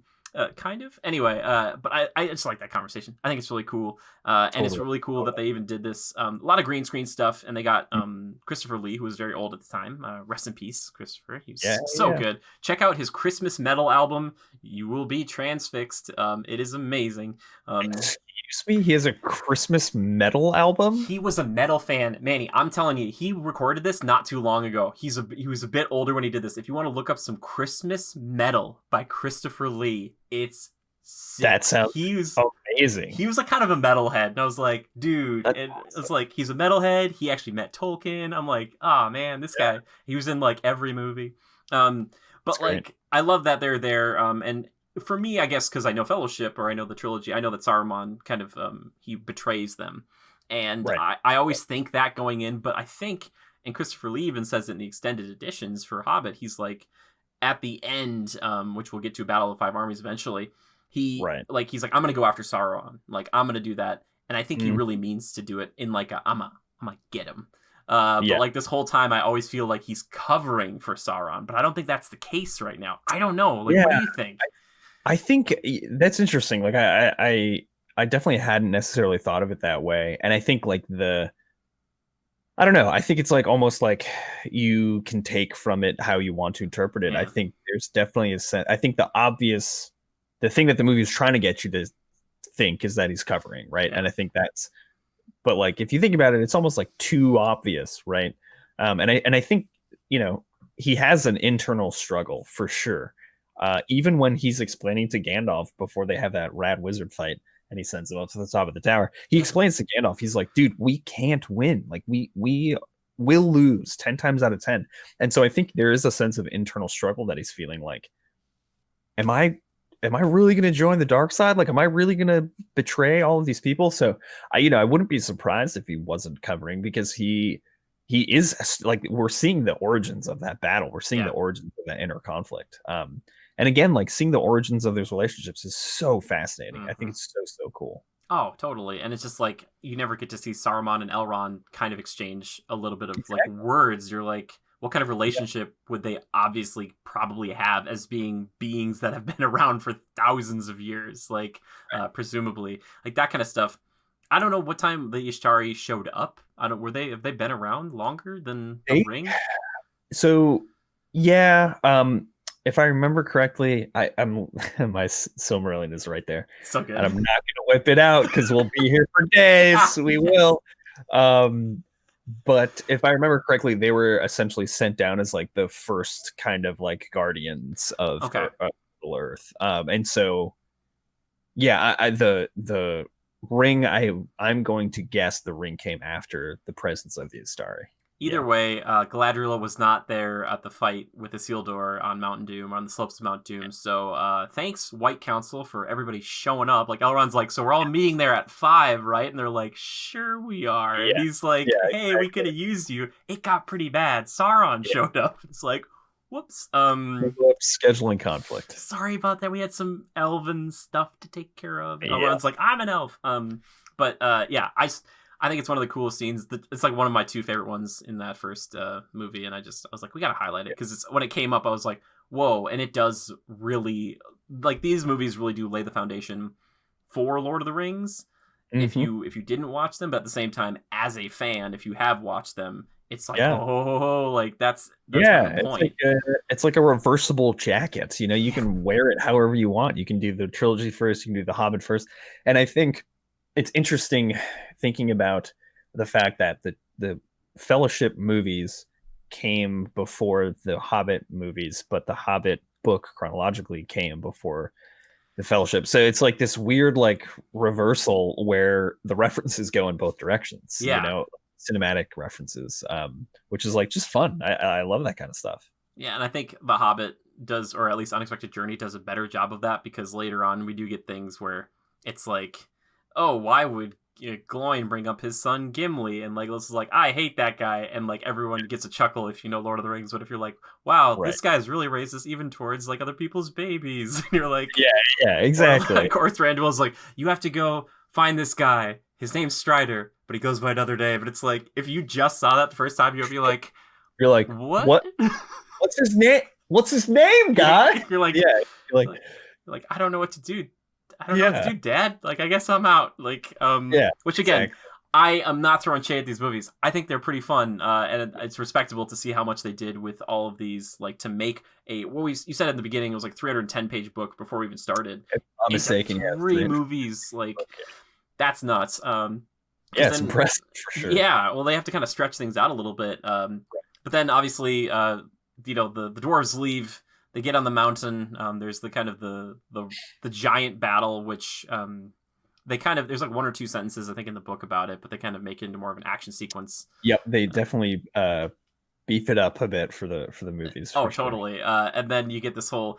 The thing that I'm just impressed by the most, though, in all of this is that, like, there's a cave on this mountain in the Misty Mountains, apparently, and the goblins have rigged it so there's a trap door. And I don't know if there are trap doors in all these little caves, but they end up trapping like a good amount of all. Like they capture pretty much everybody except Bilbo.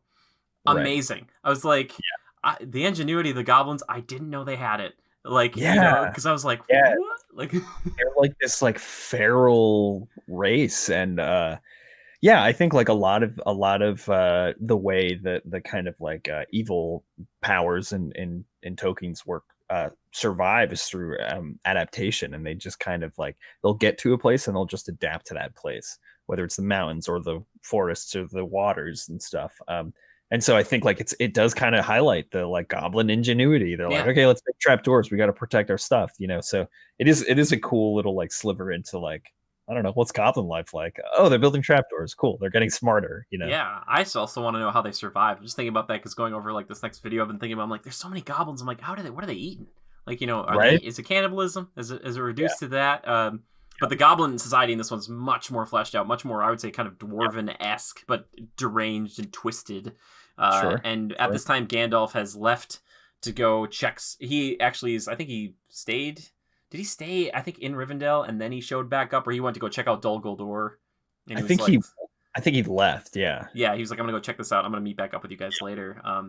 But this is where we get into some. I said the two best scenes. I forgot this one. Probably the best scene in the whole thing. And that is obviously the Goblin King. No, I'm just kidding. I'm talking about Andy Serkis coming back as Gollum, and Bilbo kind of gets thrown into a circumstance to the inciting incident of the ring. For this stuff, I should say.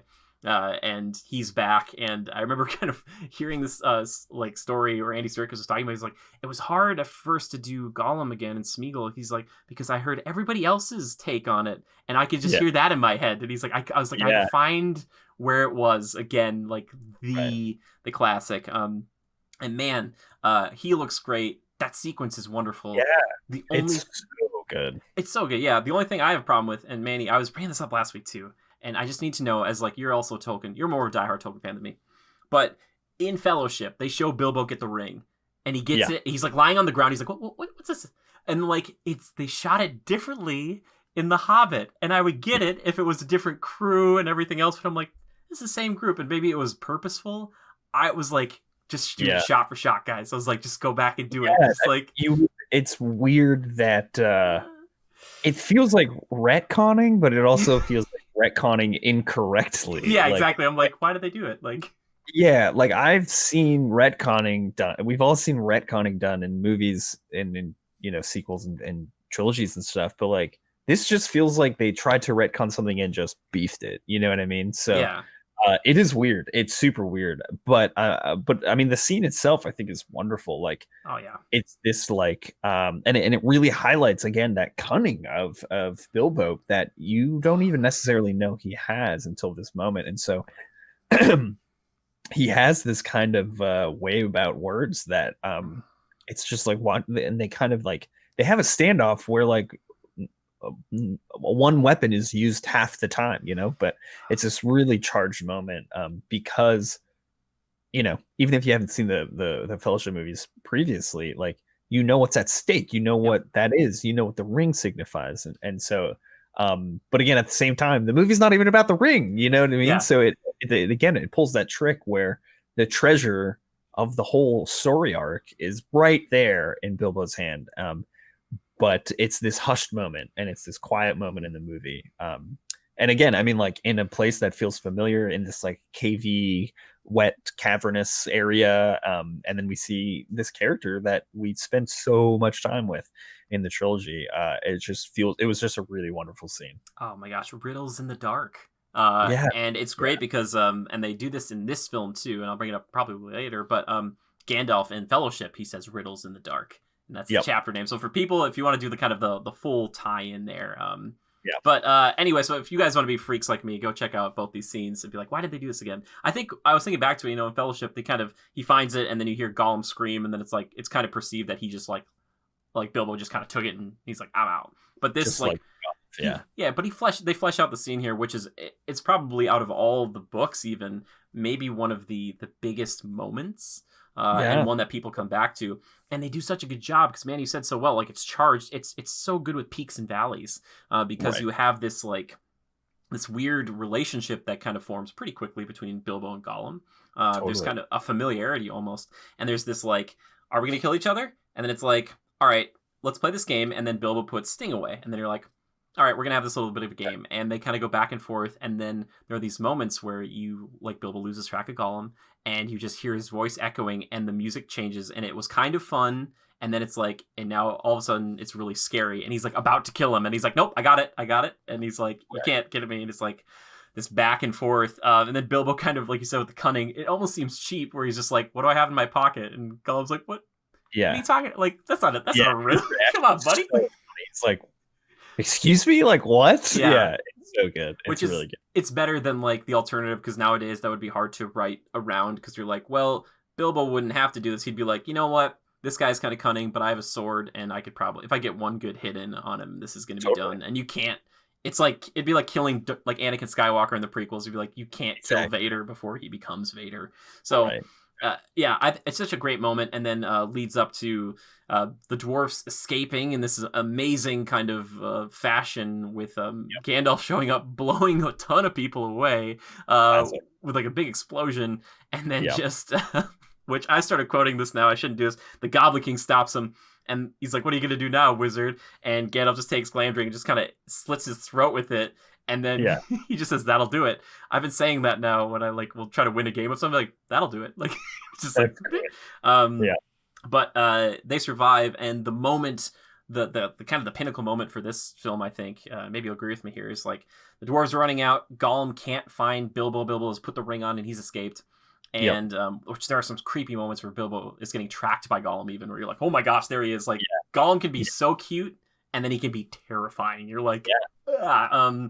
But when they're running out of there, and Gollum's kind of blocking his way, and Bilbo's got that moment, and he's like, I could kill this guy. I could wipe him Right. out right here.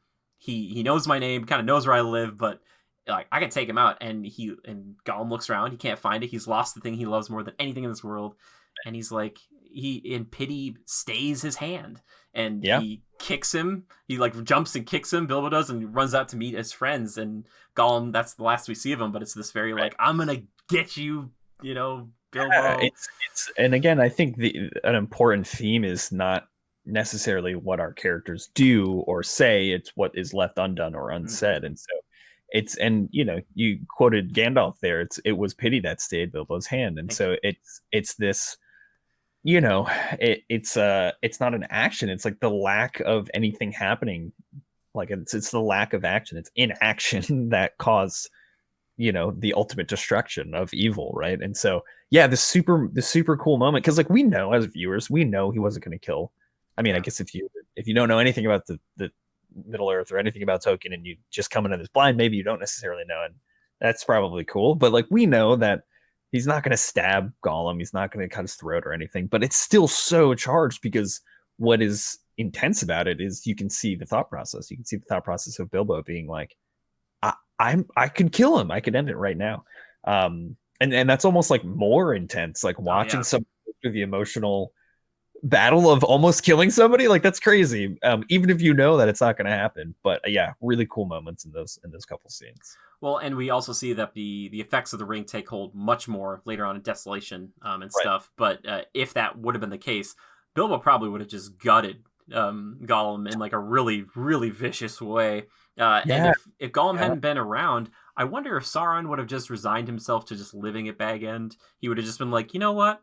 Life isn't so bad. He's like, the simple things are kind of my thing now. Like, he's just sort of like, I just don't know how Gollum got 60 years on without getting captured. And was just like, I don't have anything. Like, what's going on? And it's just like this weird alignment of the stars that put all of these, like, it's just like this weird butterfly effect, this domino effect of like this happened and this happened and this happened, and suddenly the dominoes are getting bigger and bigger and bigger, and then the last domino is the tower. You know what I mean? So like, it's really cool chain of events that we get to see like almost in reverse, which is just super fun. Yeah, and also you have to remember that like that you have to get the word Shire and Baggins in this conversation too, because that's like the thing that kind of kicks off like Fellowship. Yep. And I was like listening to him like, okay, I think he does say both, which is just a great lesson for everyone. If you're gonna play a game of riddles in the dark with a stranger who might be trying to hurt you, just never maybe do it in the first place, but also don't give him like your name and your home.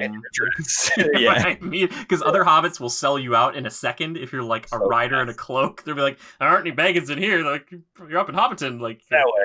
woo, like what if he would have been, if that would have been like Bilbo, and he'd be like, I've never heard of a Baggins, and the guy takes off and he's like, yeah, he's like, that was weird. Anyway, I'm gonna go drink some more beer. Exactly, he's like, I'm gonna go chill out by the fireplace.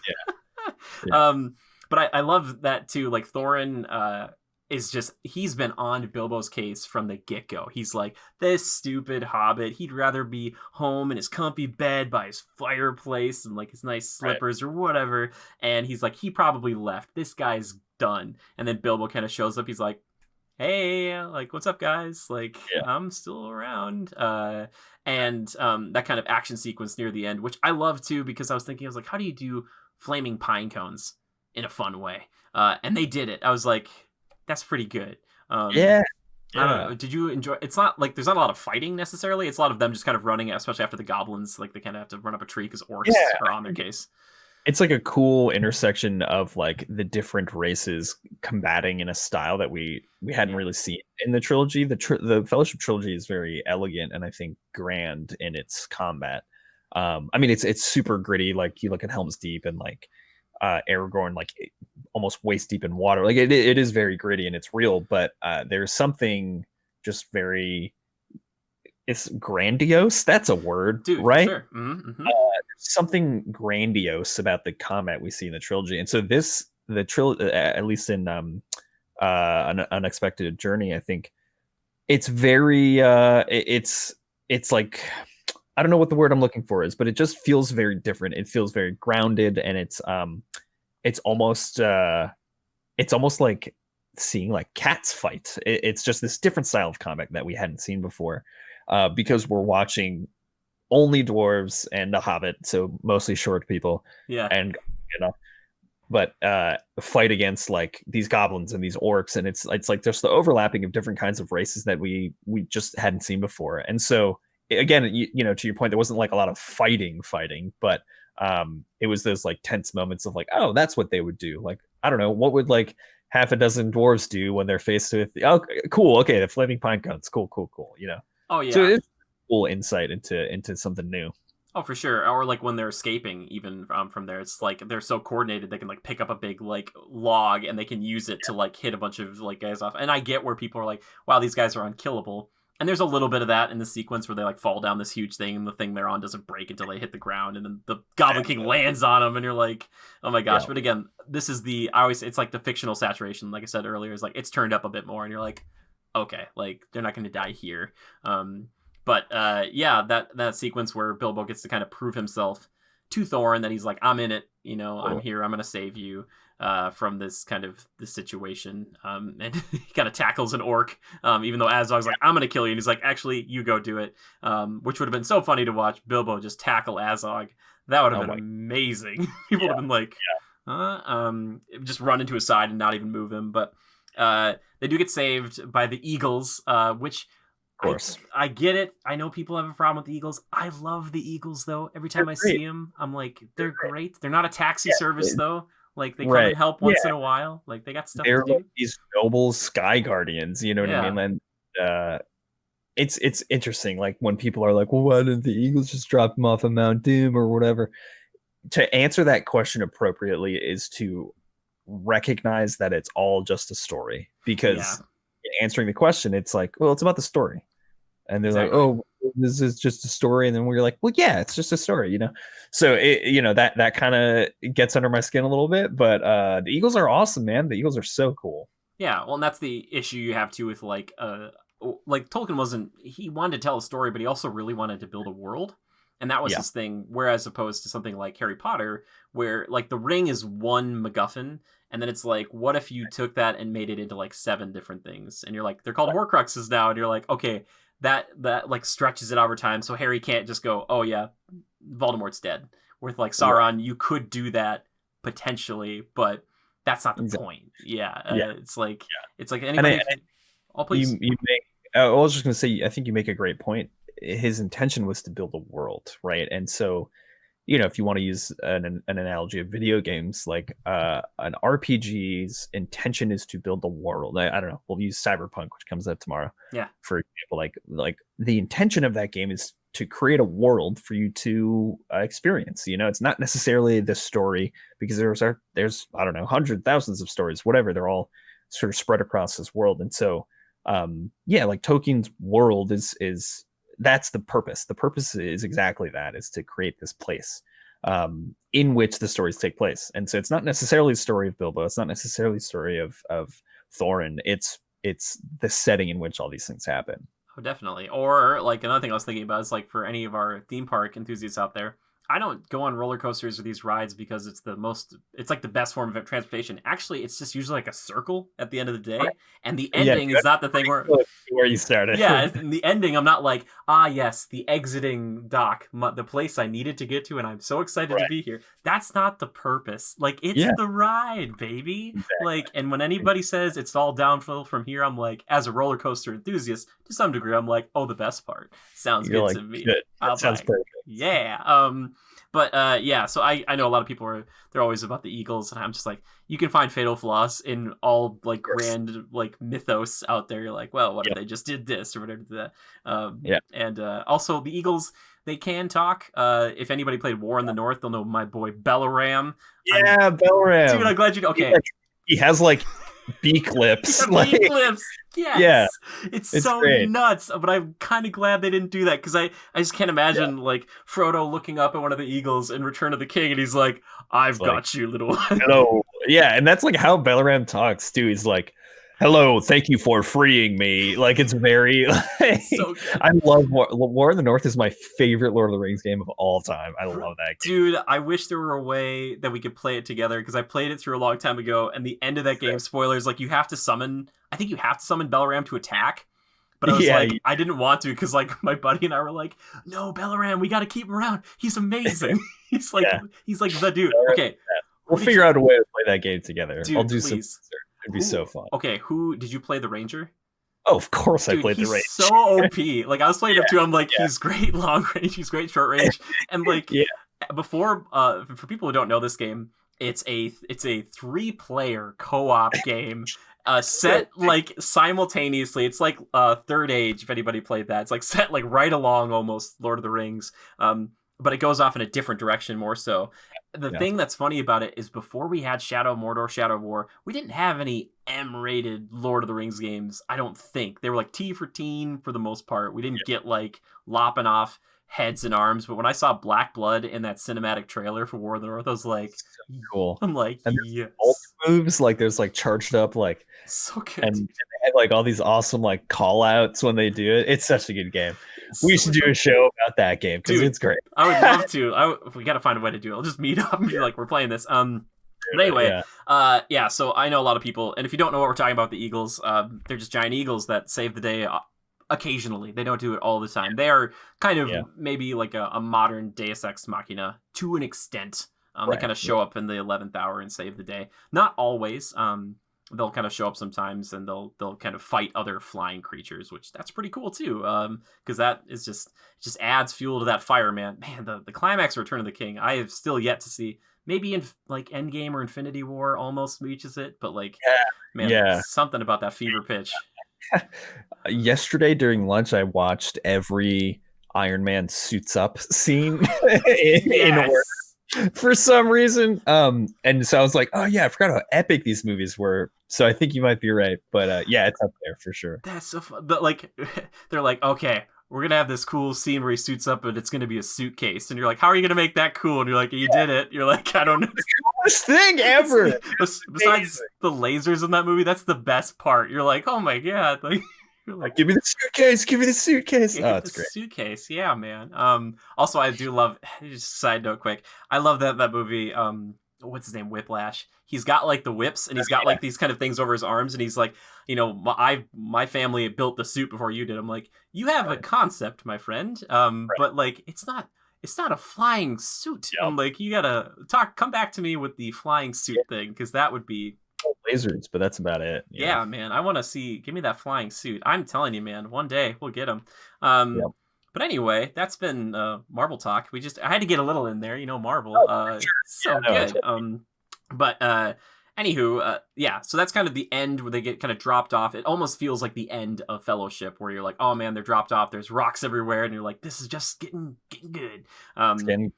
But Thorin has this moment where he chastises Bilbo again, but then he's like, I'm glad I've never been so wrong. And he kind of accepts Bilbo, and that's kind of the beginning of their relationship, which I wish they'd play on more later on, because they don't as much in Desolation, but then they do again in Battle of the Five Armies.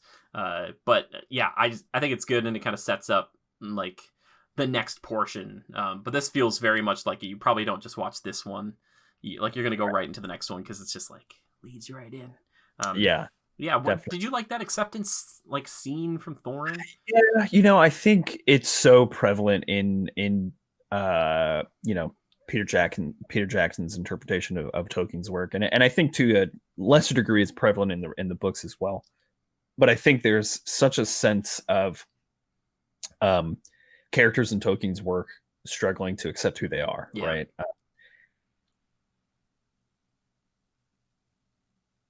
Of least resistance is just to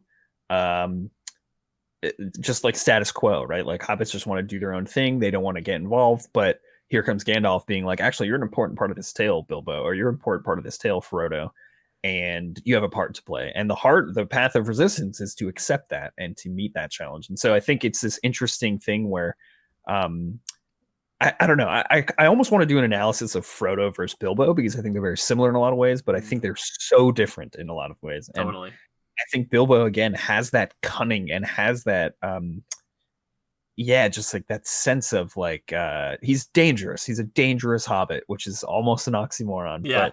But and I think him accepting that is very challenging. But he really comes into his own form towards the end of the movie. And so I think that acceptance is less of a like, hey, we're brothers now, let's hug it out. I think it's more of like the world, that cinematic world, and us as the viewers being like, we're watching you accept who you are, and you are this cunning, dangerous adventurer. You're not just a hobbit in a hole anymore. And so I think it's a cool transformation that kind of takes place throughout the film, and it really comes to a peak at the end. Oh, totally. And I think, the way I look at it too is a little bit like Thorin is not willing to accept anybody else except his kin and Gandalf. And Gandalf has presented him with a key that they need, or a map, and we need to find this thing and do this thing. But besides that, he's like, I don't want help from anybody else. I can't trust anybody else. Last time I trusted anybody else, they ruined me. And I'm not going to do that again. And oh, look at this new guy who we've got, who like clearly doesn't want to be here. He skedaddled. What a surprise. And then he's like, wait a sec. Oh, like you didn't leave. It's like he's been in like it was like a super abusive relationship, or like a long-term run with these elves, and they left him, and he's like, I'll never trust another person ever again. Exactly. And he finally like does that, and it's great to see, because you're like, okay, I just wanted more. I think like later on too, of him like kind of, he brings Bilbo really into the fold, especially in we'll talk about Battle of the Five Armies. It's like he trusts him over like anybody else. He's like, he's like, there's someone who's betrayed me, and Bilbo's like, it's definitely not me, and it's like, it's like, exactly. But it does kind of set the scene and the stage for that kind of that breakup of that friendship later on. Even though Bilbo's doing all this for Thorin's good, he's like, I don't want you to get corrupted. I don't want you to be a bad guy. While he fights his own inner demons a little bit. Which is great. And it's cool, man. I like this movie. I really do. Going back through these, I like them, I think they're great. And I think, I don't know, it came at a time, like it came at a time where we could look back on the trilogy films, and like the trilogy films, even to like not a Tolkien super fans like us, they just aged so well. And I think they were like at their peak around when the Hobbits came out. Like I think we were looking back on the Lord of the Rings trilogy and saying like, those movies were incredible, and those movies hold a special place in my heart, and those movies. And so I think it was just difficult for people to like make space in their hearts for more, especially if it was different in the slightest. And I get it, like change is hard, y'all. I understand. Yeah.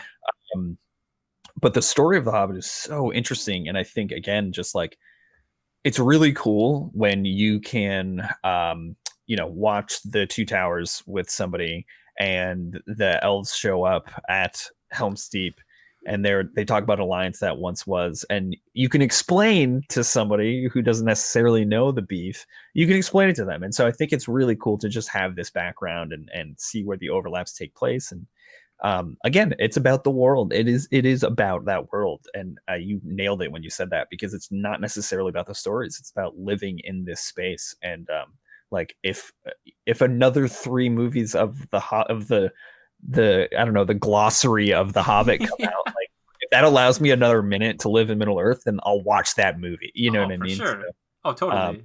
yeah. So like that world for so many of us feels so great to be in, and yeah, I think we should all be super grateful about the Hobbit movies for sure. Yeah, it's just like, and I think Andy Serkis said, he's like, it's kind of like going home.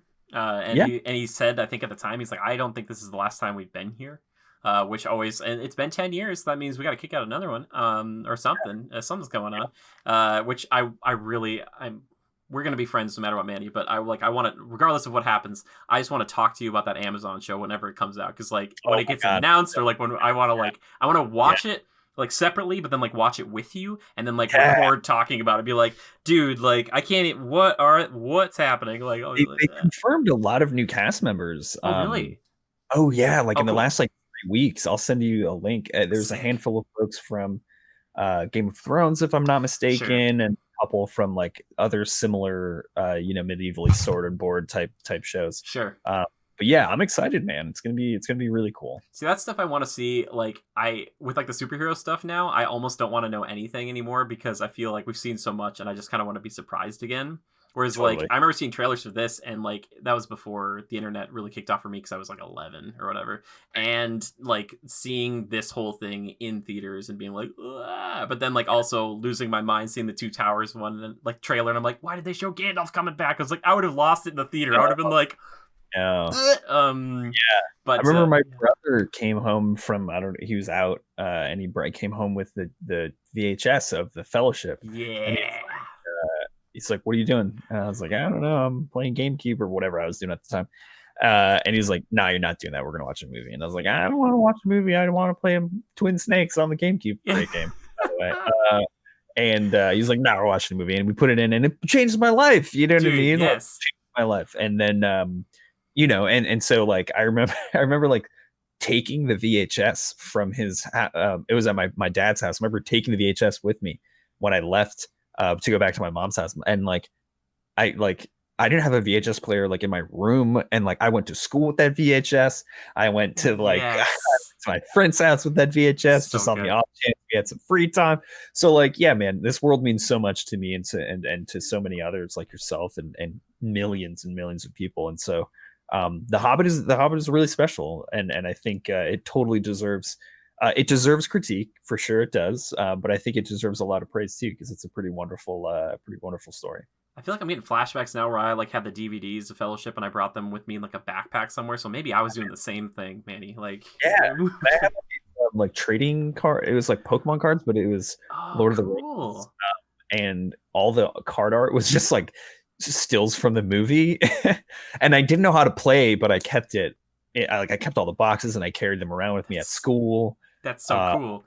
yeah. I was a little nerd. It was great. I remember Not much seeing, changed. dude, that's nothing wrong with that, man. I remember seeing like they started putting the new like characters. They put like Aragorn on Fellowship or Return of the King of the book, and I remember feeling kind of tricked because like it wasn't like the movie fully. So you'd be like, oh, cool, it's like the Lord of the, and you're like, it is, but it's not. Like, what's this? You're like, what Yeah. the heck? But I think some of the changes they've made, they've had to do for obvious reasons. But the one you're talking about, even with the elves showing up at Helm's Deep, I don't think that happens in the book, does it?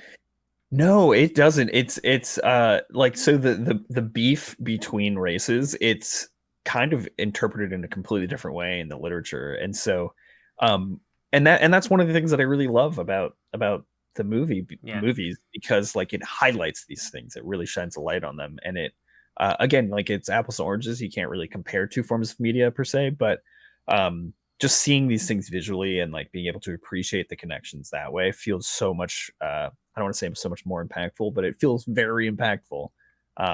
So it is cool to see some of these things fleshed out, even if they're not necessarily factual, like one-to-one from the book. Oh yeah, totally. Also, it would have been cool to have that kind of Thranduil doesn't save Erebor scene with the elves and the men in like Fellowship, because I didn't really think about that with the elves being like, you men screwed us over. Like, we got the victory, we took the day, but like also you're making evil stick around, and it's like, Exactly. I'm kind of done with you guys. Like, Yep.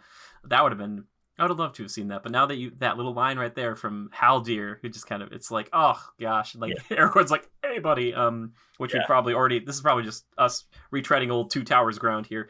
Right. But anyway, again, I would say to people, if for some reason you haven't seen The Hobbit and you haven't seen Lord of the Rings at this point, I still say, like, you probably could do either. I would recommend starting with Lord of the Rings. If you love it, which you probably will if you can make it through all of them. Don't worry, they're not that long. You'll get sucked in.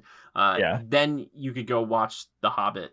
It's the same I'd say with Star Wars fans. Like, even though I said you could start at Episode 1, you probably should start with the original trilogy. And then if you're like, man, Darth Vader's such a cool character, I'm like, I've got like some movies for you. Like, it's like his backstory. I will say, if I'm remembering correctly, the end of this first Hobbit movie ends with Smaug waking up, doesn't it? It does. His eye opens in the gold. Yeah. Yes, it does. Because it's and I remember that was kind of a frustration for some people, because they were like, oh, I want to go see this movie. I want to see the dragon.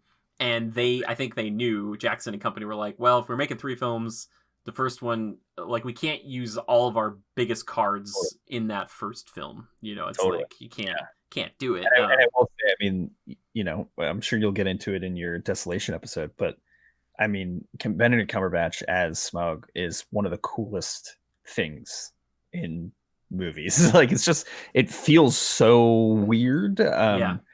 And from what I understand, they put him in like a full mocap suit because he insisted on it. Have you seen the videos? Really using it, and he would like slither all around, and so super awesome stuff in this second movie for sure. Dude, Sherlock and Watson just hanging out again. It's just a little bit different, all right?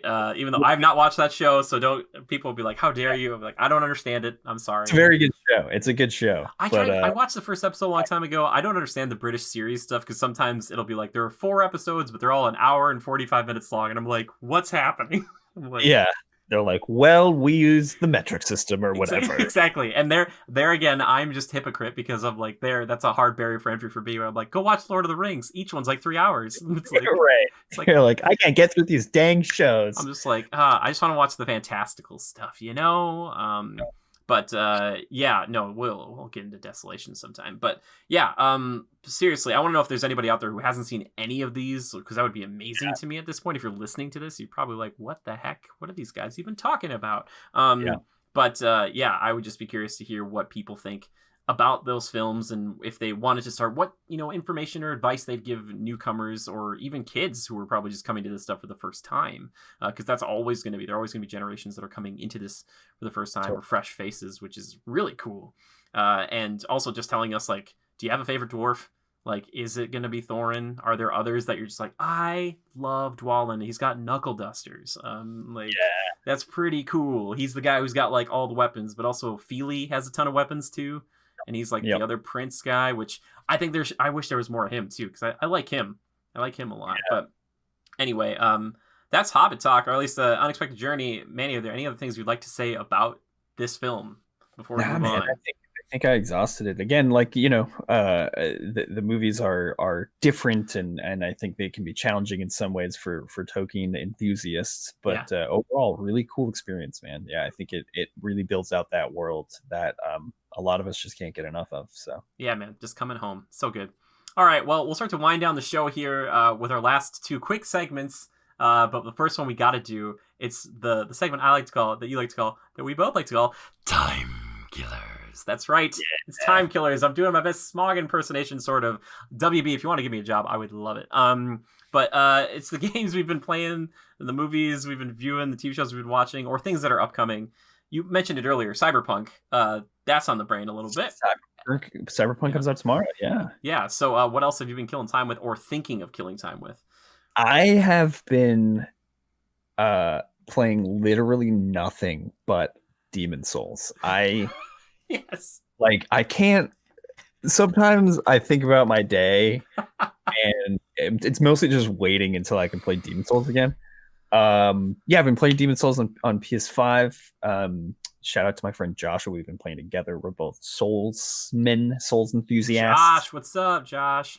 Um, yeah, quick story about Demon Souls. Yes. Demon Souls, the original game came out in I want to say 2009.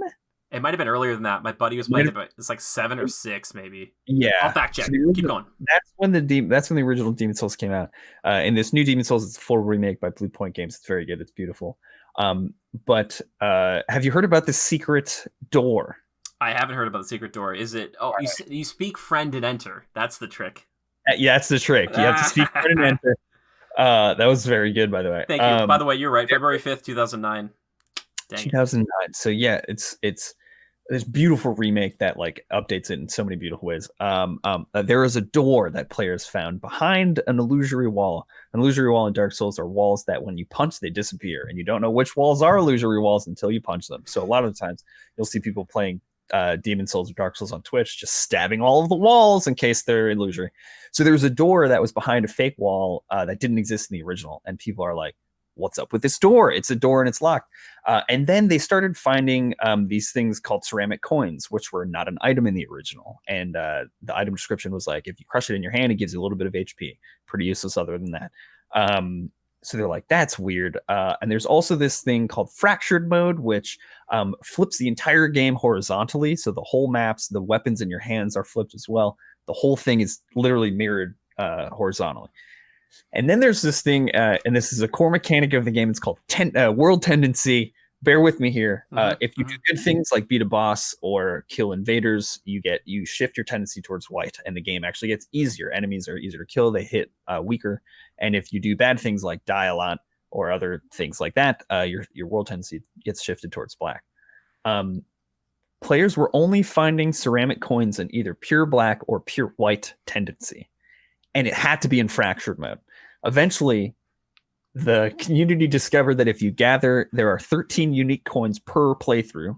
And if you gather 26 coins, so that's 2 playthroughs, shifting your world tendency all over the place, black and white in different places. And then you trade the 26 coins to a bird in a tree. The bird gives you a key, and that key opens the secret door. And behind the secret door was a set of armor that was never available in the original game. It's called the Penetrator Armor Set, and it's one of the bosses in Demon Souls who has like one of the coolest, most unique sets of armor. And it was just like adventure. It was like the scavenger hunt. The whole like Reddit was like on fire for like 2 weeks while people solved this mystery.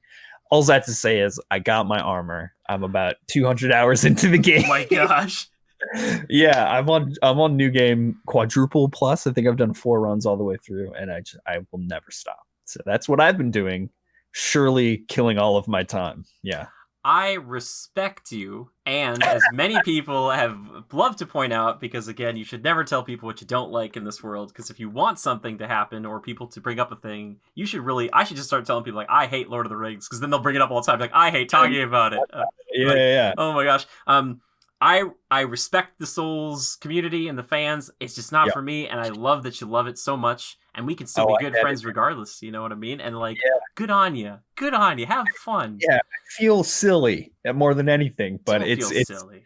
It's a great time. It's a great game. Dude, yeah. Love it. That's a beautiful thing. I wish I had a game I was that passionate about. It was probably the closest thing is like Monster Hunter. But like that's Monster Hunter. Oh, I love Monster Hunter. I've stupid endgame dragons in that game. It's ridiculous. It makes me. My friend actually, she was like, I just downloaded Monster Hunter. I've never played this game before. Will you help me play this game? And I was like, will I help you? I will shepherd you into the pantheon of monster hunters. I did that with one person. I forget who it was, but I remember like going out and it was like, let's fight the Great Jagras. And it was like regular, normal rank Great Jagras. And I'm like, let's have a bit of fun, shall we? And it was like, it was like a minute or two in, and it was like, Great Jagras defeated. And it was like, I hope, man, for the love of everything holy, I hope crossplay is becoming a bigger and bigger thing. I just so want that next one to be crossplay, because there's so many people I know on PlayStation who are like, we should play, and I'm like, I don't want 2 subscriptions. I'm so sorry. But Monster Hunter World 2, I will skip probably Rise and all that stuff just to get that, just because I'll be like, I'll wait till the big one. Sure. But anyway, very cool that you've been doing that. For me, I've been playing a little bit of Hearthstone. I don't know why. Nice. Okay, Yeah, it's fun. I'm not great at it, but I still enjoy it a little bit. But I've just kind of been holding off till Cyberpunk comes out. And then I watched the first episode, and I'll be honest, I was like, and I do this with shows sometimes, Manny. But yeah. I went back and I like finished the last 6, but I watched Queen's Gambit, which is on Netflix. Oh yeah. It's What did you think? I thought it was pretty good. Have you seen it? No, I haven't. Okay. I've always been like almost about to start it, and then I'm like tired or I have a thing. Yeah. You know? So okay, I will tell you this. The premise is thus: it's about a fictional character who is a young kind of orphaned girl who gets adopted later on, but is a chess prodigy.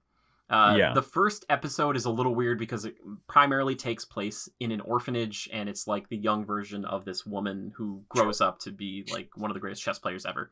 The rest of it, and somebody described it to me pretty well, and it's a little bit like this. I don't know if it's completely like this, but they're like, it's like Yu-Gi-Oh with chess.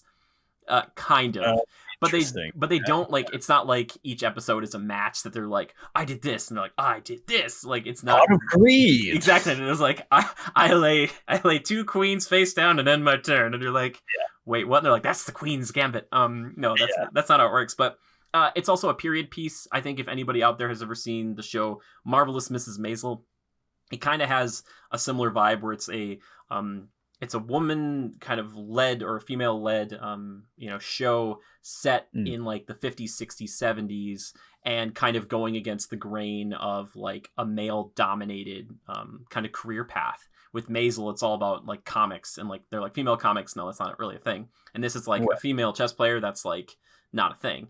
But because they're both so good, they kind of up and up and up and up.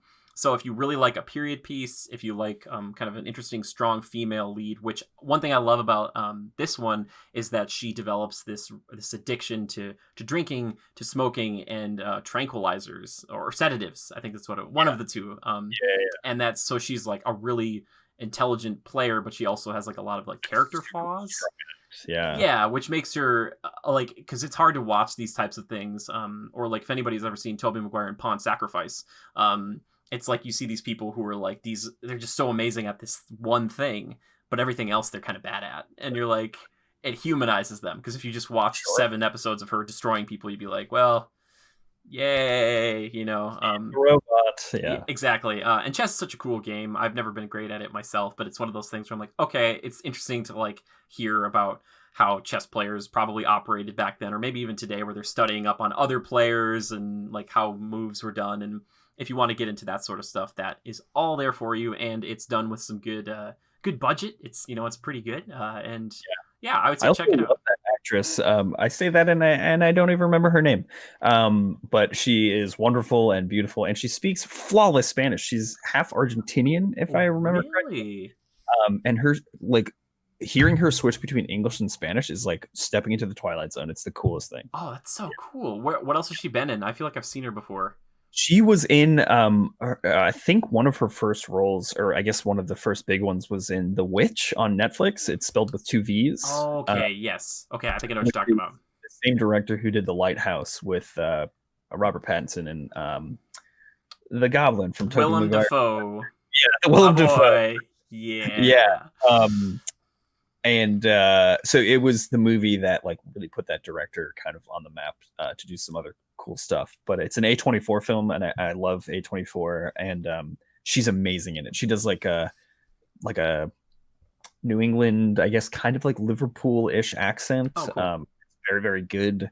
And it's a scary movie. It's a horror movie, and it's a little creepy, and like there's like witch stuff, but it's very good. Yeah, I've seen like the title or maybe even one scene from it. Is that the one with the sheep? Is there like or goat, like a mean black goat? Philip the Black Goat, yes. Yes, my friend showed me that, and he was like, this is a scary scene with a black goat. And I'm like, what? Yeah. So I think I have seen her before. I was like, you look familiar. She's very competent, very good. Everybody else is in this one. I had to look up Billy Burke, he plays the dad in Twilight, I believe. Bella and stuff. There's a guy in this that looks like a young Billy Burke. I'm like, is this guy's son or something? I was like, is it one of those like I'm gonna look up his name and it'll be like, oh yeah, I don't think he was, but he's one of the other really good chess players. And he has like a cowboy hat and he carries a knife and he wears like a trench coat. So that's kind of more Yu-Gi-Oh, where you're like, like yeah, I'm the cool like Western chess player. Not really, but kind of. But anyway, I'd say check it out, give it a few episodes, and it's 7. It's a mini series or limited series, so it's only 7 episodes, and then it's done. So keep that in mind too, that it's just kind of like done. Like they could do more, but they don't necessarily need to. Sure. That, and I'm almost done watching for the 3rd time an anime from a while ago called Soul Eater. I got a problem. If you've never watched it, it's great for my anime fans out there. I'll probably doing a video on it eventually, but it's really fun. It's very Halloween-esque though. Like it's like Halloween Town. Feels a little bit like you're going into Nightmare Before Christmas. Just a little bit. Are you familiar with it, Manny? Like a little? I am. I've seen a couple episodes. Okay. Yeah. It's a weird show. But I'm not like super deep into it. I will add, I haven't finished it yet, but I started the Dragon's Dogma anime on Netflix. What do you think of it? I think it's really cool. I haven't played a single minute of Dragon's Dogma. I have a friend who's like obsessed with it, and he's always trying to, because he knows I like Dark Souls, and he's like, it's kind of like Dark Souls adjacent and Witcher combined, and there's some cool stuff here. But I thought the anime is really cool. I think it felt so I also started watching The Blood of Zeus. Blood of Zeus. By the Castlevania folks. Yes. And I was pretty disappointed with The Blood of Zeus. And so I switched to Dragon's Dogma, and I don't know if it was because I was disappointed in Blood of Zeus, but Dragon's Dogma seemed awesome by comparison. Okay. And so I'm digging it. It's weird and you know, whatever, but I like the story. Yeah. How many episodes of Blood of Zeus did you get in? 2, 3, maybe. Okay, I still haven't gone back. I watched the first one. And I was like, okay, is this like going to be kind of like my God of War-esque fix? Right now. Yeah. My problem, and I tried to watch Dragon's Dogma because I played through that game. It's a weird game, and I forgot how it ended. I had to look it up a long time ago. I just am not a huge fan of the cell shaded, weird kind of like, and a lot of anime are kind of doing that nowadays. And for me, it kind of feels like CGI anime, but it's not. But then it's not. Yeah, I totally get it. There's something visually, it just kind of bothers me, and I'm sure the show is really great. There's something where I'm like, I just can't I can't fully embrace or envelop the world. And I saw the Blood of Zeus pop up, and I'm like, oh, this looks like the Castlevania team. And I've had I was like, are they doing like an original thing now? And I was like, there's a lot of stuff popping up on Netflix. Netflix is really popping off. Yeah, they've got a lot of stuff going on. Yeah, I totally get it. I like grew up on a lot of CGI anime, cool. Like Appleseed and a handful of others. So like literally whenever a new CGI anime pops up, I'm on it. Like I love that art style for some reason. Dude, that's cool. Even though I know it's considered a little like gauche. It's like a cheap form of anime, but I'm like, yeah, I don't care. They look like plastic toys. Let's watch it. Okay, have you watched the Godzilla anime movies or the Godzilla anime? Have. Dude, okay, is every season ever or the silly ever? I want to watch them, but every time I see a trailer, and I joked to somebody about this a while ago, they're like, yeah, you're pretty much right. I was like, it's always like some dude and he's like, all I want to do is kill Godzilla, and you'll be like in a fighter jet going like charge at Godzilla. I'm like, yes, that's the show. You just told me the show. You've already seen the show. That's it. Yeah, that's so funny because I think of like Godzilla as being like your main antagonist for like a series over like 3 seasons or whatever. I'm like, what do you even do at some point? I'm like, how do they keep it going? So I'm like, maybe there's like a morbid curiosity in me that's like, because I love Godzilla. I'm just like, wow, how are they going to do that? Now they just do a lot of shouting. So do a lot of people die? Do like main characters die a lot? Or if I remember correctly, yes. Okay. And there's like it's also very emotional. Like it's very sad at points, but it's very good. I mean, I enjoyed it. Okay, cool. It's silly as hell, but it's good.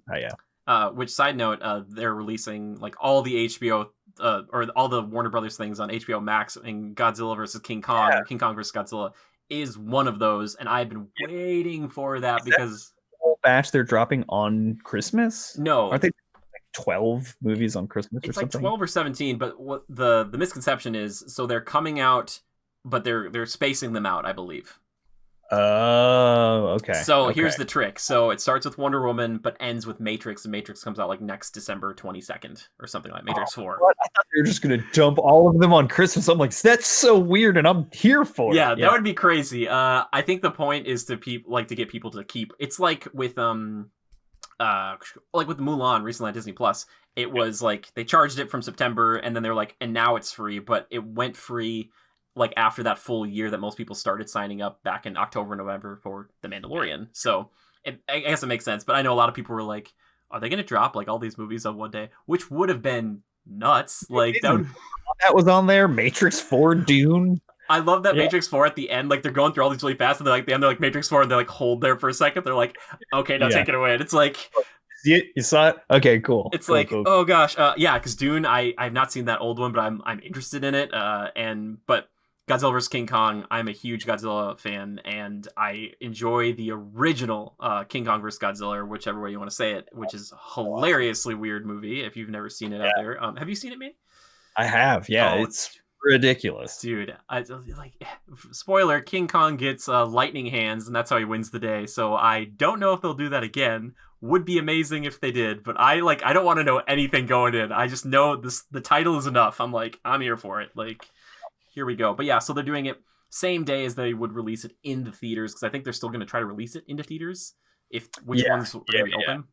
Right. So yeah, some of those were the big ones, and I was like, oh, we just got to talk about it for a second, because like I am all about Godzilla.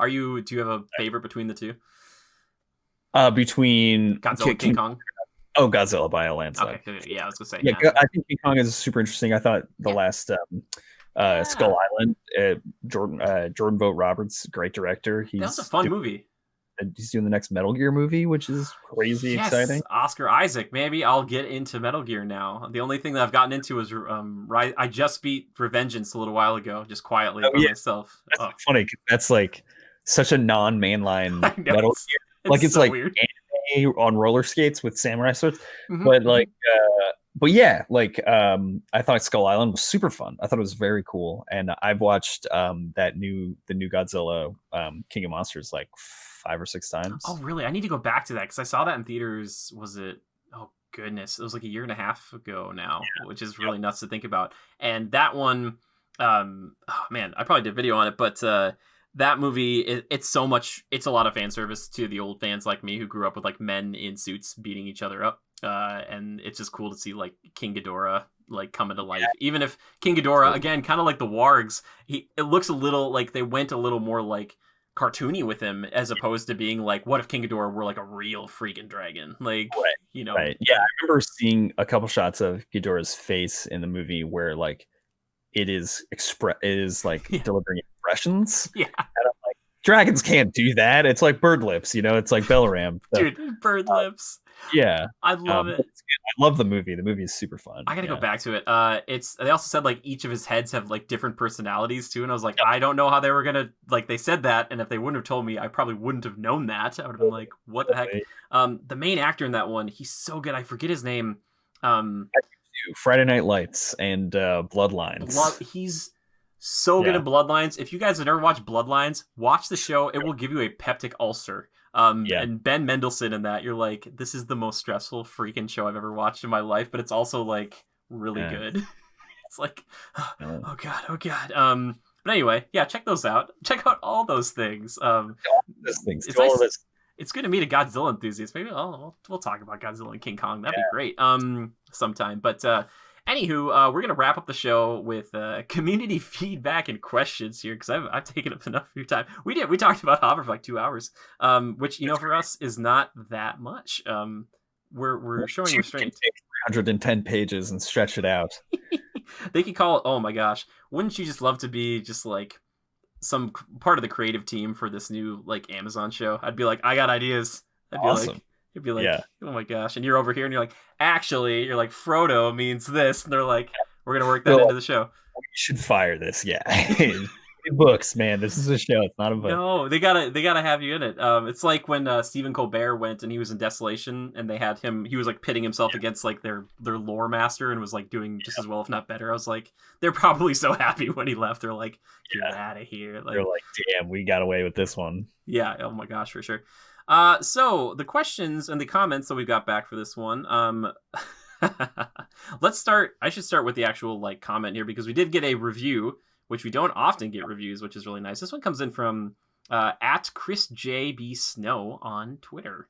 He says, I love Lord of the Rings, but man, I hate this movie. 45 minutes in the freaking house was way too much and way too slow. Not a fan at all. It kills the momentum of the film. I was thinking, is it 45 minutes in Bilbo's Gosh, I house? mean, I would have to go back and watch it, but that feels about right. He's probably right. Yeah, I think, you know, again, I think like the point of the movie, and I'm not discrediting his beef. I totally get it, man. Yeah. It's a slow movie. It's a very slow burn, especially for such a short book. But again, to the point about building that world, I think the purpose of the movie is to create a world. And I think Jackson does an amazing job of that throughout the Fellowship trilogy and in the Hobbit trilogy. I think, you know, his point is to make you feel like you're living there. And sometimes living in a Hobbit hole is super boring, you know, Yeah. and and that's, you know, in a way, that's sort of the things that hobbits revel in, is that are those moments of peace and quiet. And so again, I totally get it. It drags for sure. Yeah, I just love there's just that moment. Dwalin's the first to show up, which wouldn't normally probably happen, and he's just sitting there, and there's like this kind of there's like this, you kind of understand that he's maybe been there for a while because he's eating food, and Bilbo's just kind of been sitting and they haven't been speaking. Yeah. And Dwalin's just eating food, and it's just kind of like, I don't know who this dude is. But totally. Yeah, I echo your sentiments there, Manny. This one comes in from oh my gosh, well I call him Wes, but at Mecha on Twitter. Thank you, Wes, for the question. He says, "Why do you think the Hobbit trilogy was so much more panned and generally more poorly received than the Lord of the Rings trilogy?" I think he kind of mentioned it. Large question. Yeah.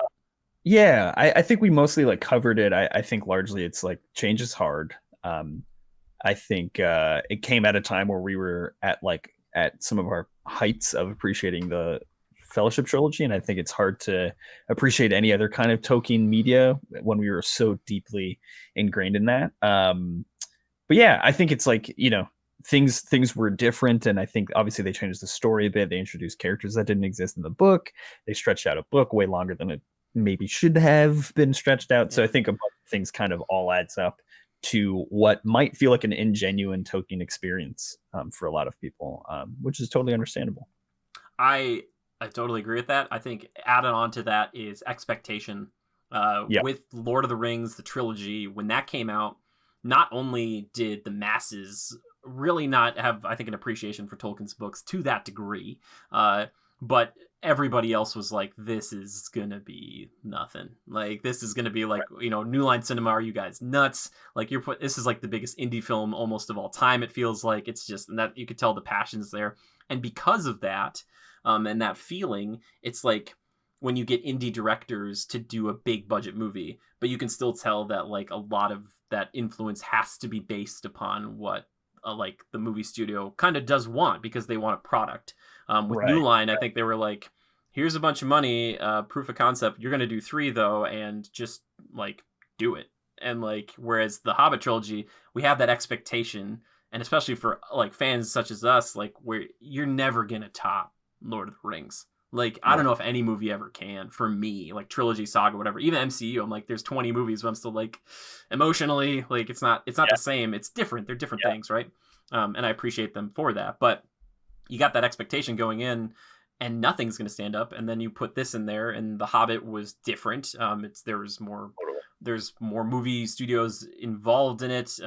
It's mostly the same crew, but also you're not having the exact same cast be there. You have, you know, sections of that, but you're not going to get that same kind of chemistry, and it's tough. Plus, you also balloon the cast out from the Fellowship. It's, you know, double it, but like you add on.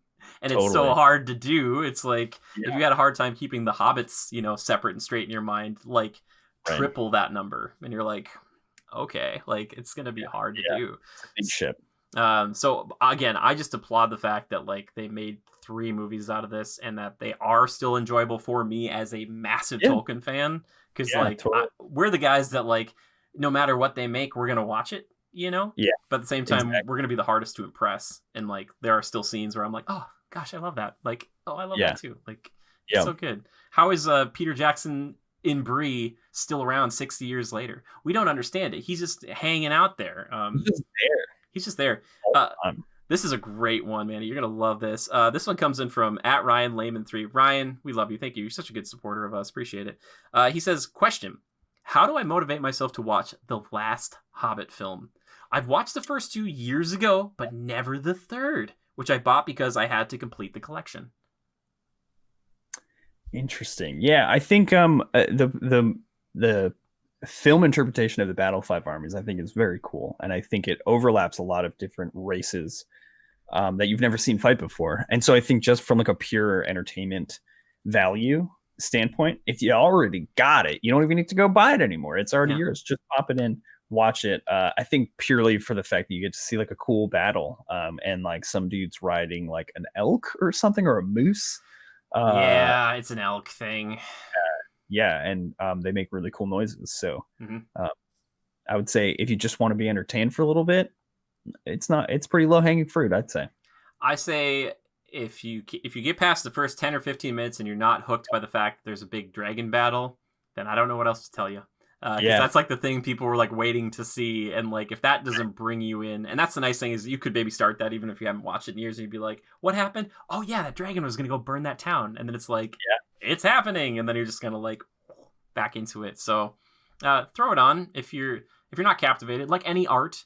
It's not going to be for everybody, and that's okay. You don't have to do that. It is there for you. And I think in our minds, I've kind of started to understand this. We make our own canon.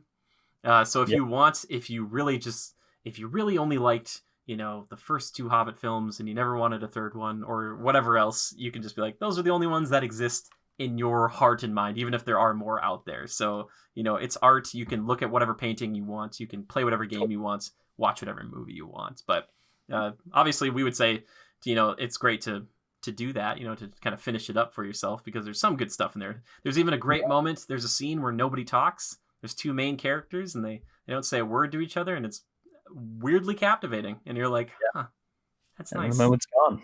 And It then feels good, man. It almost feels like the whole crew just like sat down. They're like, we did it. Thank goodness it didn't ask for four. Like, um, but again, such a cool it's a cool thing just to kind of go home a little bit again. That's what I think. So anyway, that's our Hobbit Unexpected Journey talk. I hope you guys enjoyed it. If you guys are listening to this or watching this, if you ever want to see Manny back on the show, or if you have a question or a topic for a future show, all you have to do is tweet the hashtag Critical Podcast to our official account on Twitter, which is @GoCritical, and I am at JimmyGood013 if you want to tweet at me personally. However, if you would also like, you can also send an email to gocriticalreviews@gmail.com, like a longer one, if it's a full big comment or a big question or whatever it is. We'd love to hear from you. However, if you would like to tweet at the one and only Manny Perez, who puts out great little videos on his Twitter, Manny, where can they find you? I try. You can find me at I am Jitsu. That's JITSU on Twitter. And yeah, talk to me about all your cool nerd stuff, and I'll talk to you about all my cool nerd stuff. Yeah. And we'll go home happy. I know for sure Ryan will make it to the end of this show, but for anybody else, and Ryan, you can do this too. I always like to throw a random hashtag out the end to see who made it this far. It's Frumpy Dummies, hashtag Frumpy Dummies, which is such a great thing that you brought up earlier. I'll never look at dwarves the same. I'm like, what a frumpy dummy. Yeah. But they're also very talented and coordinated together. They can throw like a fork. They're like a group think. They're like a group brain thing going on. Yeah, for sure. If you guys want, there's a bunch of links down below. We have an Instagram, TikTok, Facebook. So many things. We have a website. There's so much, Manny. It's hard to keep straight. I hope people indulge in it. Like, we try to put a bunch of stuff out. It's awesome, and the work this guy produces is great. And I'm not getting paid to say it, so go check it out. That's true. I just appreciate you being here, Manny. You're fantastic. I appreciate you, man. You're the best. I love coming on the show. I love having you on the show. I just like have you on all the time, but you're a busy man, so I'll bug you about Desolation, and we'll see what we can make happen, because I feel like it's one of those things we'll just keep going through, and eventually one day we'll have that Amazon show. There's a lot of different ways they could go with it. I'm really interested. I'm so interested. Is it Numenorians? Who knows? Like, time will tell. Time will tell. War in the North, baby. That would be such a good episode, dude. I want to do it. Figure out how to play War in the North together. I want to do it, and I also want to just record 2 or 3 hours worth of just raw gameplay and just put it over the top for the YouTube. Also, by the way, I forgot to mention this. If you're watching this, we do have an audio version of this now on Spotify and Google, I think, and iTunes. So if you prefer just listening to our voices, that's another place you can do it. So just share us around. Patreon, all that stuff. But Manny, thank you again for being on. It's a pleasure as always. Oh my gosh. The pleasure is all mine, man. Thank you for having me on again. I will always come back. Oh, Always. excellent. And thank you everybody for listening and or watching. Appreciate you so much. Thank you. And until next time, just remember to adapt and overcome. Bye-bye. Bye, everybody.